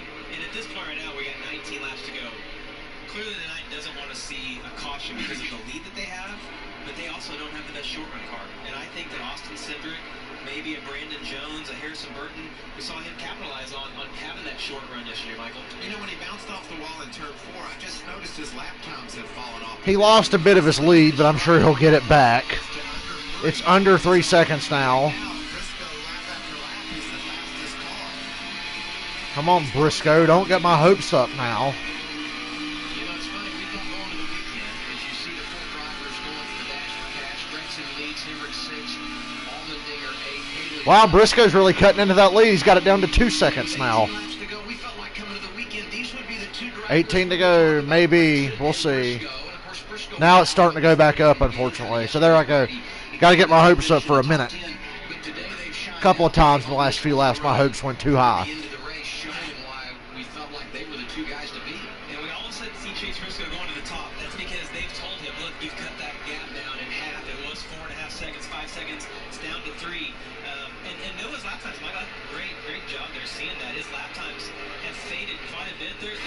Running the same lap time now, but it looks to me like Briscoe's willing to take the risk right now with 17 laps to go. And you know, just visual, I'm not sure. There you see the deficit back to the white car. Briscoe, it just looks like Chase's car is handling better right now. Noah looks looser. He doesn't look like he has the same amount of grip. He's running the same line, but it just looks like this car not quite as comfortable, right? Right. Yeah. So we definitely think that there's some fall off from the 9, and he's not just taking care of his equipment as we close on the end of the race. What do you have for us, Regan? Well, looking at the second place car, the 98 of Chase Briscoe, Adam, they have been on the radio, Spotter TV with him every lap. Race the racetrack this entire run. They haven't worried about the 9. They sound like they're at Darlington right now talking about racing the racetrack. So he's making some gains, got some speed right now. That race car just a little bit tight at the moment. Ron, Tim Fito on the spotter stand. He's an old racer. He's been in this series. So he understands not just talking a driver through the traffic, but giving him the tips he needs for success in these kinds of situations. You know, if Briscoe could ever get the lap cars between he and Grigson, have that visual on the leader up there, then it's really important to focus. Lead stayed about the same the last couple laps. It's just a little over 2 seconds. A lot of lap cars in the fucking way, too, unfortunately.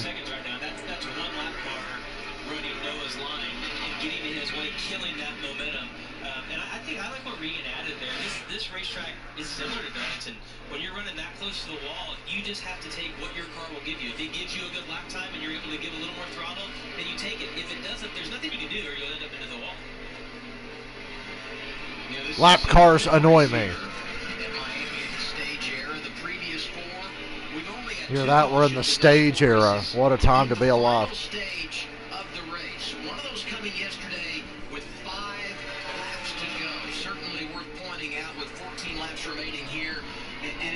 Starting to get down to how they feel about their car, the fatigue, and all those kinds of things that could create a caution. Well, and we've seen so many guys get into the outside wall. At the end of this, we very well could get another caution day. Yesterday, at this point, these guys knew it's back up to 3 seconds now. It's over. We had hope for a couple of laps. Look at that precision driving. I love that. I'm so respect so much the guys putting it on the edge and running that line. Noah Grigson led the most laps yesterday, 83 out front, finished 3rd. After that caution came out when he had that huge lead with 5 to go. And today has led 67 laps. He's been, man, so good this weekend. I really am mad that Allgaier and Alfredo both made it to pit road without bringing out a caution. This has been an amazing year. Hella salty. I was really fortunate. Oh, check it out. It's a great sight to see right there. Yeah, the people are back. Yeah, 1,000 fans. Oh, there's people in the stands? 500 local military, and each can bring a guest. That is so awesome. Oh, okay. By God, there's people in the seats. I forgot about that today. They're actually letting some people in. 500 military and their guests. So about 1,000 people will be there. God bless them, because it's like 100 fucking degrees outside. Okay, now the lead's under 2 seconds. 11 to go. Yeah, he closed it up even more now. Come on, Briscoe. This lead is shrank to under 2 seconds now. Briscoe is closing ground.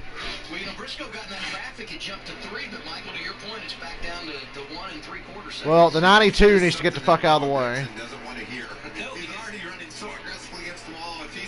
If someone tells him that... There you go. The 92 went to the bottom, gave Briscoe the top. That's good. The level of intensity up that much more. Well, it goes back to what we just said. You can only drive so hard. And if he he knows that Chase is catching him and tries to push that car just a little bit more. One of those instances in the wall, like we saw with Austin Cindric or with Justin Allgaier, his thing can change completely. I would like to be It's down to about 1.4 seconds. As great as it would be to be the leader, we're seeing this lead get smaller. 1.2 seconds. It's making up that ground. You know how hard you're pushing your car. Maybe you have 5% left. That's the place I want to be. You know, but they're both kind of playing with house money, right? They each have won twice this year. So I mean, you can let it all hang out and just go get it, right? I don't know. I'm thinking I'm the guy in the front. I'm thinking there's $100 grand on the line. Okay. So I don't know. It's a tough balance right now. That's fair. What about that 9 Regan? He'll must be pretty comfortable on the racetrack right now in that 9 car because he is basically telling all his team there is nothing on the racetrack. It's perfectly clear. Just make sure that everybody knows there is no debris out there. Don't worry.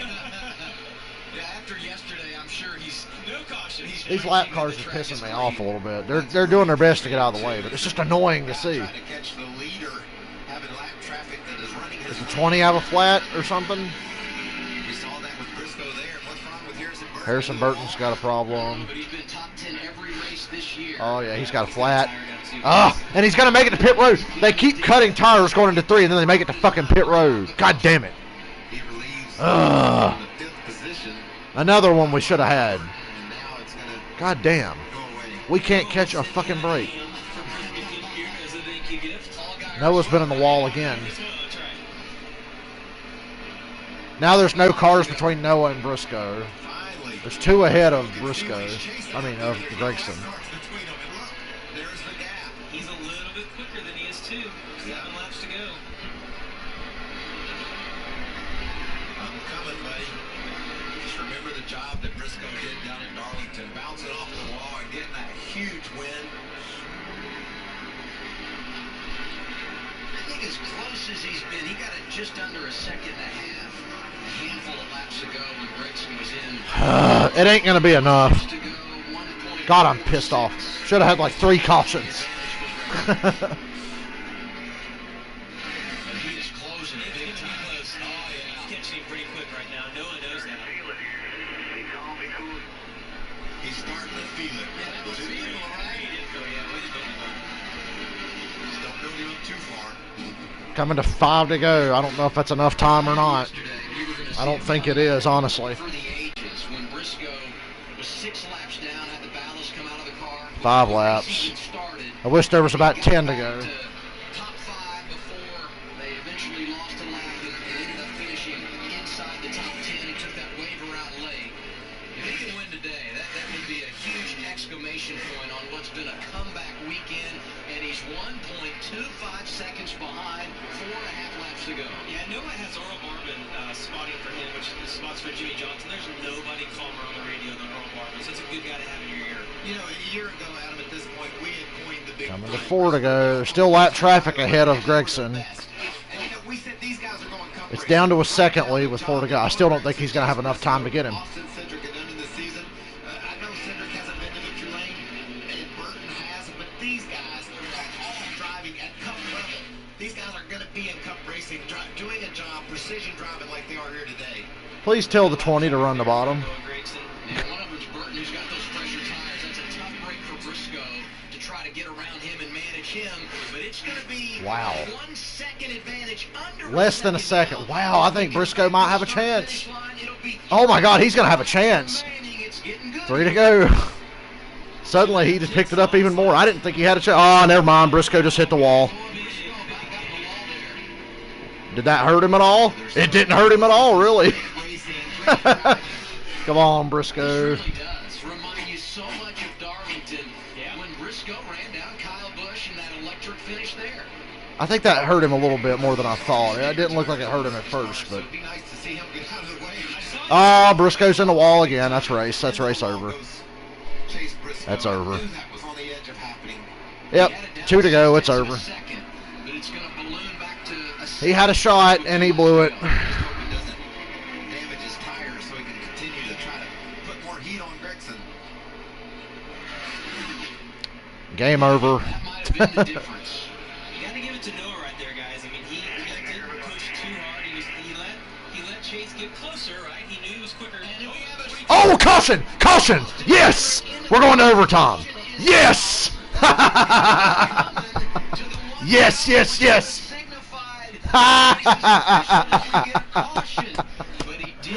Austin Cindric, I love you. Yes! We only have 5, 6 cars. Woo! That's good. That's good stuff right there. Fucking Gregson was coming to the white flag, dude, when Cindric spun out. Yes. Yeah, without a doubt. Everybody's going to put tires on.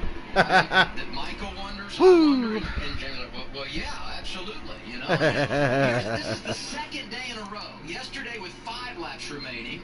Today with almost. Austin Cindric is my new favorite driver. And Noah Gragson sees the caution come out. Here's what happened. He scrubbed the wall and flattened his right rear. We've seen everybody sliding toward pit road and making it, and Cindric just couldn't quite make it. Ooh. Yes. Gregson will probably still win because he's better on the short run today than he was yesterday. But still, we got a chance. That's all I've ever wanted. That's all I've ever fucking wanted in life. Yes.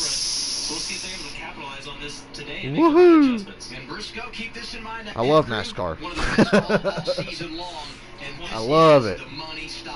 It's the money shot. Chase Briscoe very excited on the radio that caution flag came out right there. His race car's been just a little bit too loose from the center off. They're going to Oh, man. I tell you. Noah Gragson, the exact opposite on his radio. He was absolutely furious. Crew Chief Dave Ellis jumped right on the radio. That's a good stop for Briscoe. What do we need to fire off just a little bit quicker here? Briscoe gets his stop. Briscoe got the lead off pit road. Wow. Wow. I was going to say, when he left, I was like, that was a good stop. And he got the lead by a long shot. We'll see. Oh, this turned out to be perfect, man. This could be perfect. I still think you pick the outside lane here and put Gregson's stupid ass on the bottom. Take that outside away from him.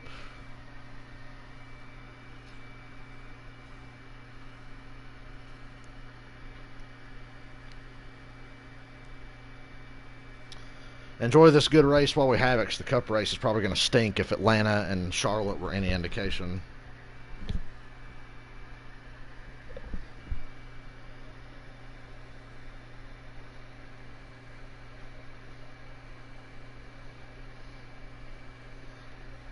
Man.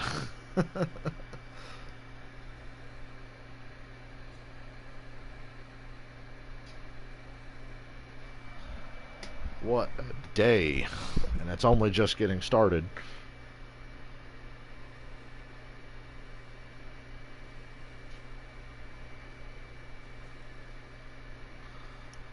All hope was lost, I thought, when Briscoe hit the wall and they're on 2 to go, and then all of a sudden, Austin Cindric to the rescue.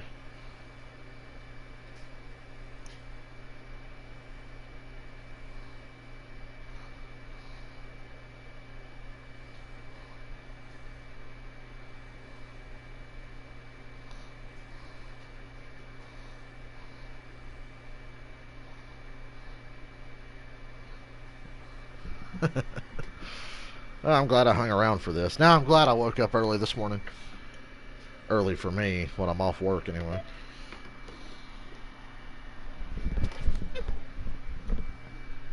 You know, now that I've been off work for a week and I'm going to have a few more days off, I have lost interest in playing NASCAR 2005 for some reason. I just ain't felt like playing it. And I thought, oh man, when I get time off, I'm going to tear through this career mode. Now I've lost interest on playing other stuff.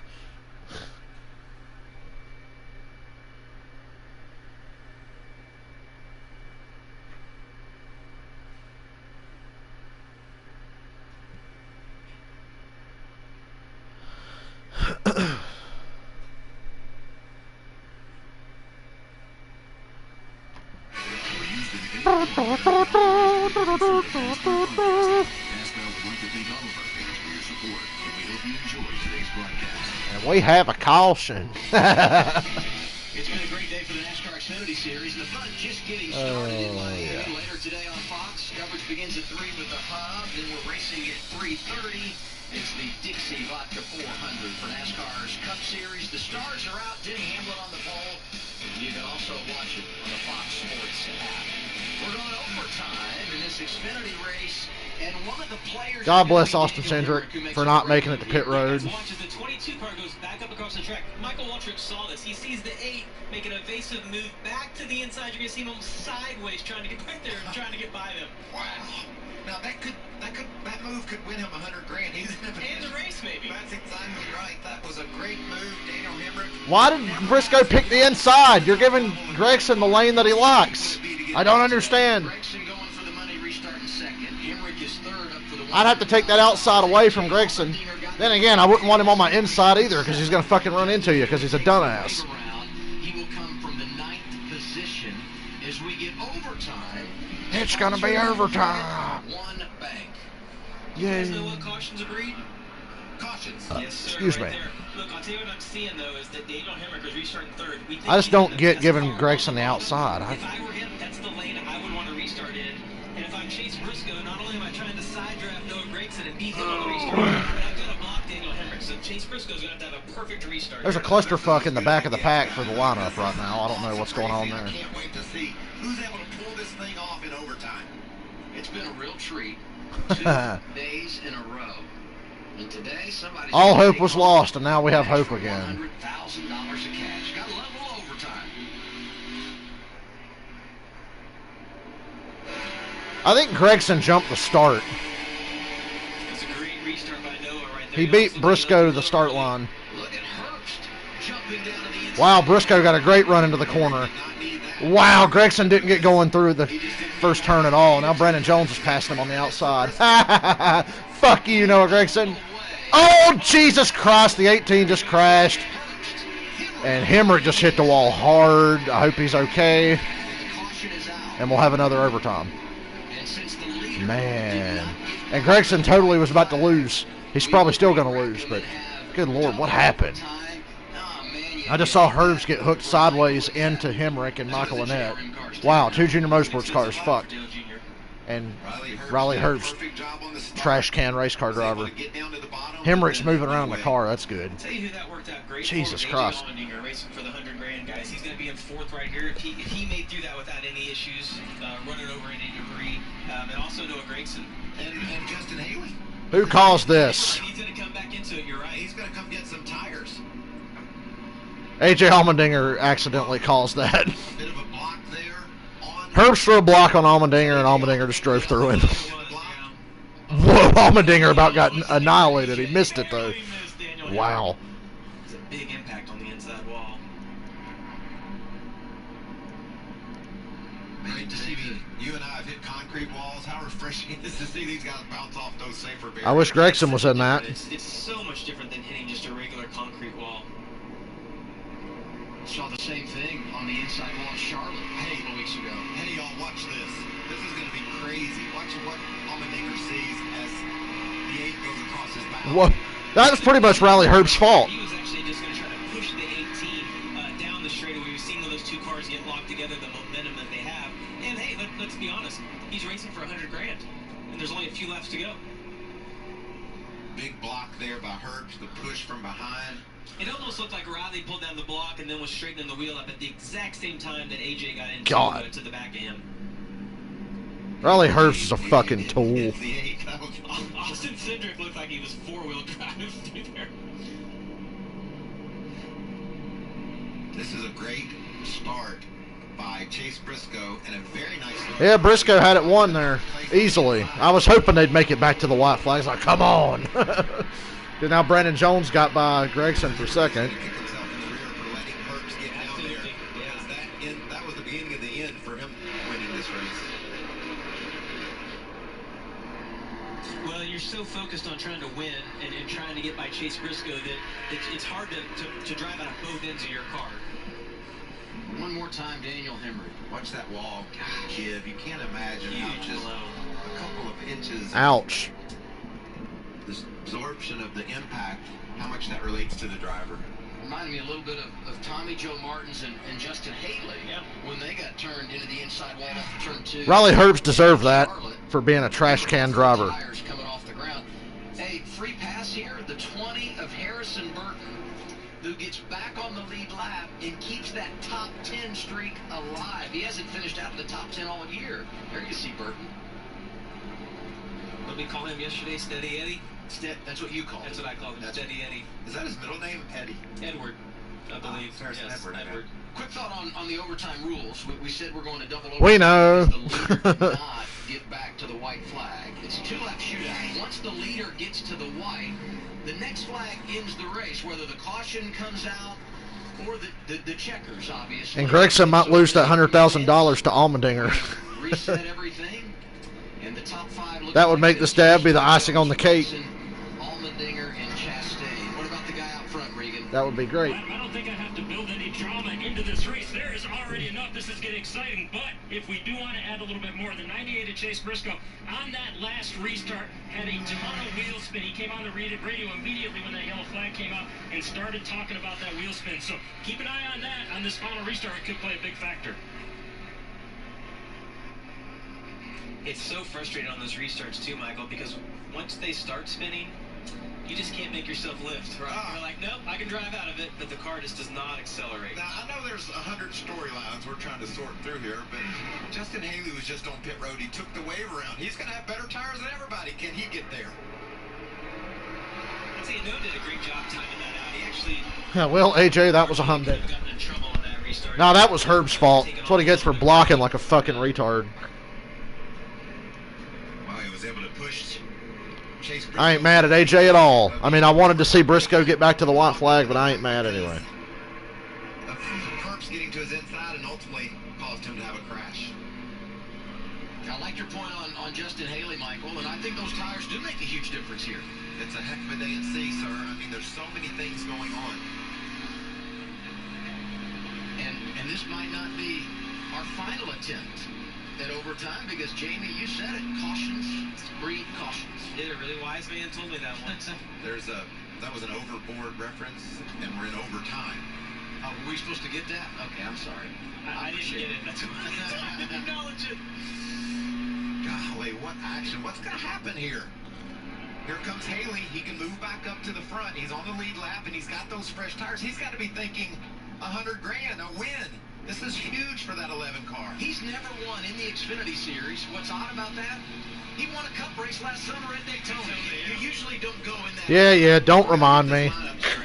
Don't remind me about Haley winning Daytona last July.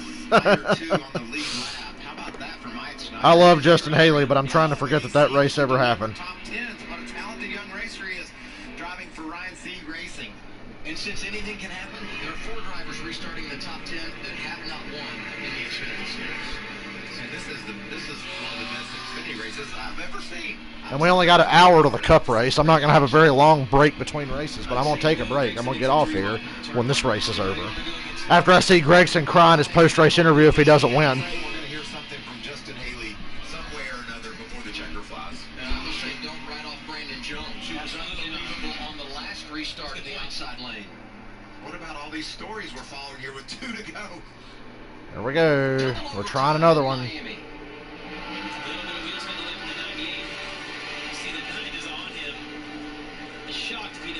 God, Brandon Jones is really fast on that outside. He was coming after that last restart. Come on, don't let Brandon Jones win. Oh, Gregson just got punted up the hill. Woo! Who was that? Was that Chastain that ran over him? Come on, Briscoe. Fuck Brandon Jones. There you go. What a drive in the corner by Briscoe there. That just won him the race, I think. 1 to go. They're going to make it to the white flag. Poor little Gregson's all the way back in 6th. All right, Briscoe, what line? Briscoe's going to run the bottom. Jones going to run the bottom too, surprisingly. I see rain coming in the distance. We might not get a Cup race later. I might be able to take a long break if it rains in the next hour. All right, Jones going to have one good shot. Briscoe's on the bottom. Jones on the outside. Nah, Jones is too loose. Too loose. Briscoe got loose too coming off the corner. Oh, man. Oh, man. What a block. Briscoe wins. Wow. That was going to be a photo finish if he didn't time that block. If he didn't time that block, he was either going to get spun and hit the inside wall or they were going to be side by side. But Briscoe wins. Way to go. I told you he was going to win. Briscoe gets the win. AJ ran over Gregson. Wow. First race on an oval. AJ Allmendinger finishes fourth, and he takes home. And AJ Allmendinger won the $100,000. What a day. Oh. Oh, that was great. That was so worth it. I'm so happy. AJ Allmendinger just won. He won last week, and he gets $100,000 this week. AJ Allmendinger making more money now than he ever made when he was full-time. Yeah, it's so great for Matt Colley. He's the guy that we need in our sport. Young owner, he's enthusiastic. He's willing to put the time, the money in to give guys like AJ Allmendinger a break. I can't wait to hear AJ's interview here when he gets out. Look at the burnouts, crispy, smoky burnouts here in Miami. It's got to be a great feeling for Chase Briscoe. He was right down Noah Gregson, and we talk about all the positives. Way to choke, Noah Gregson.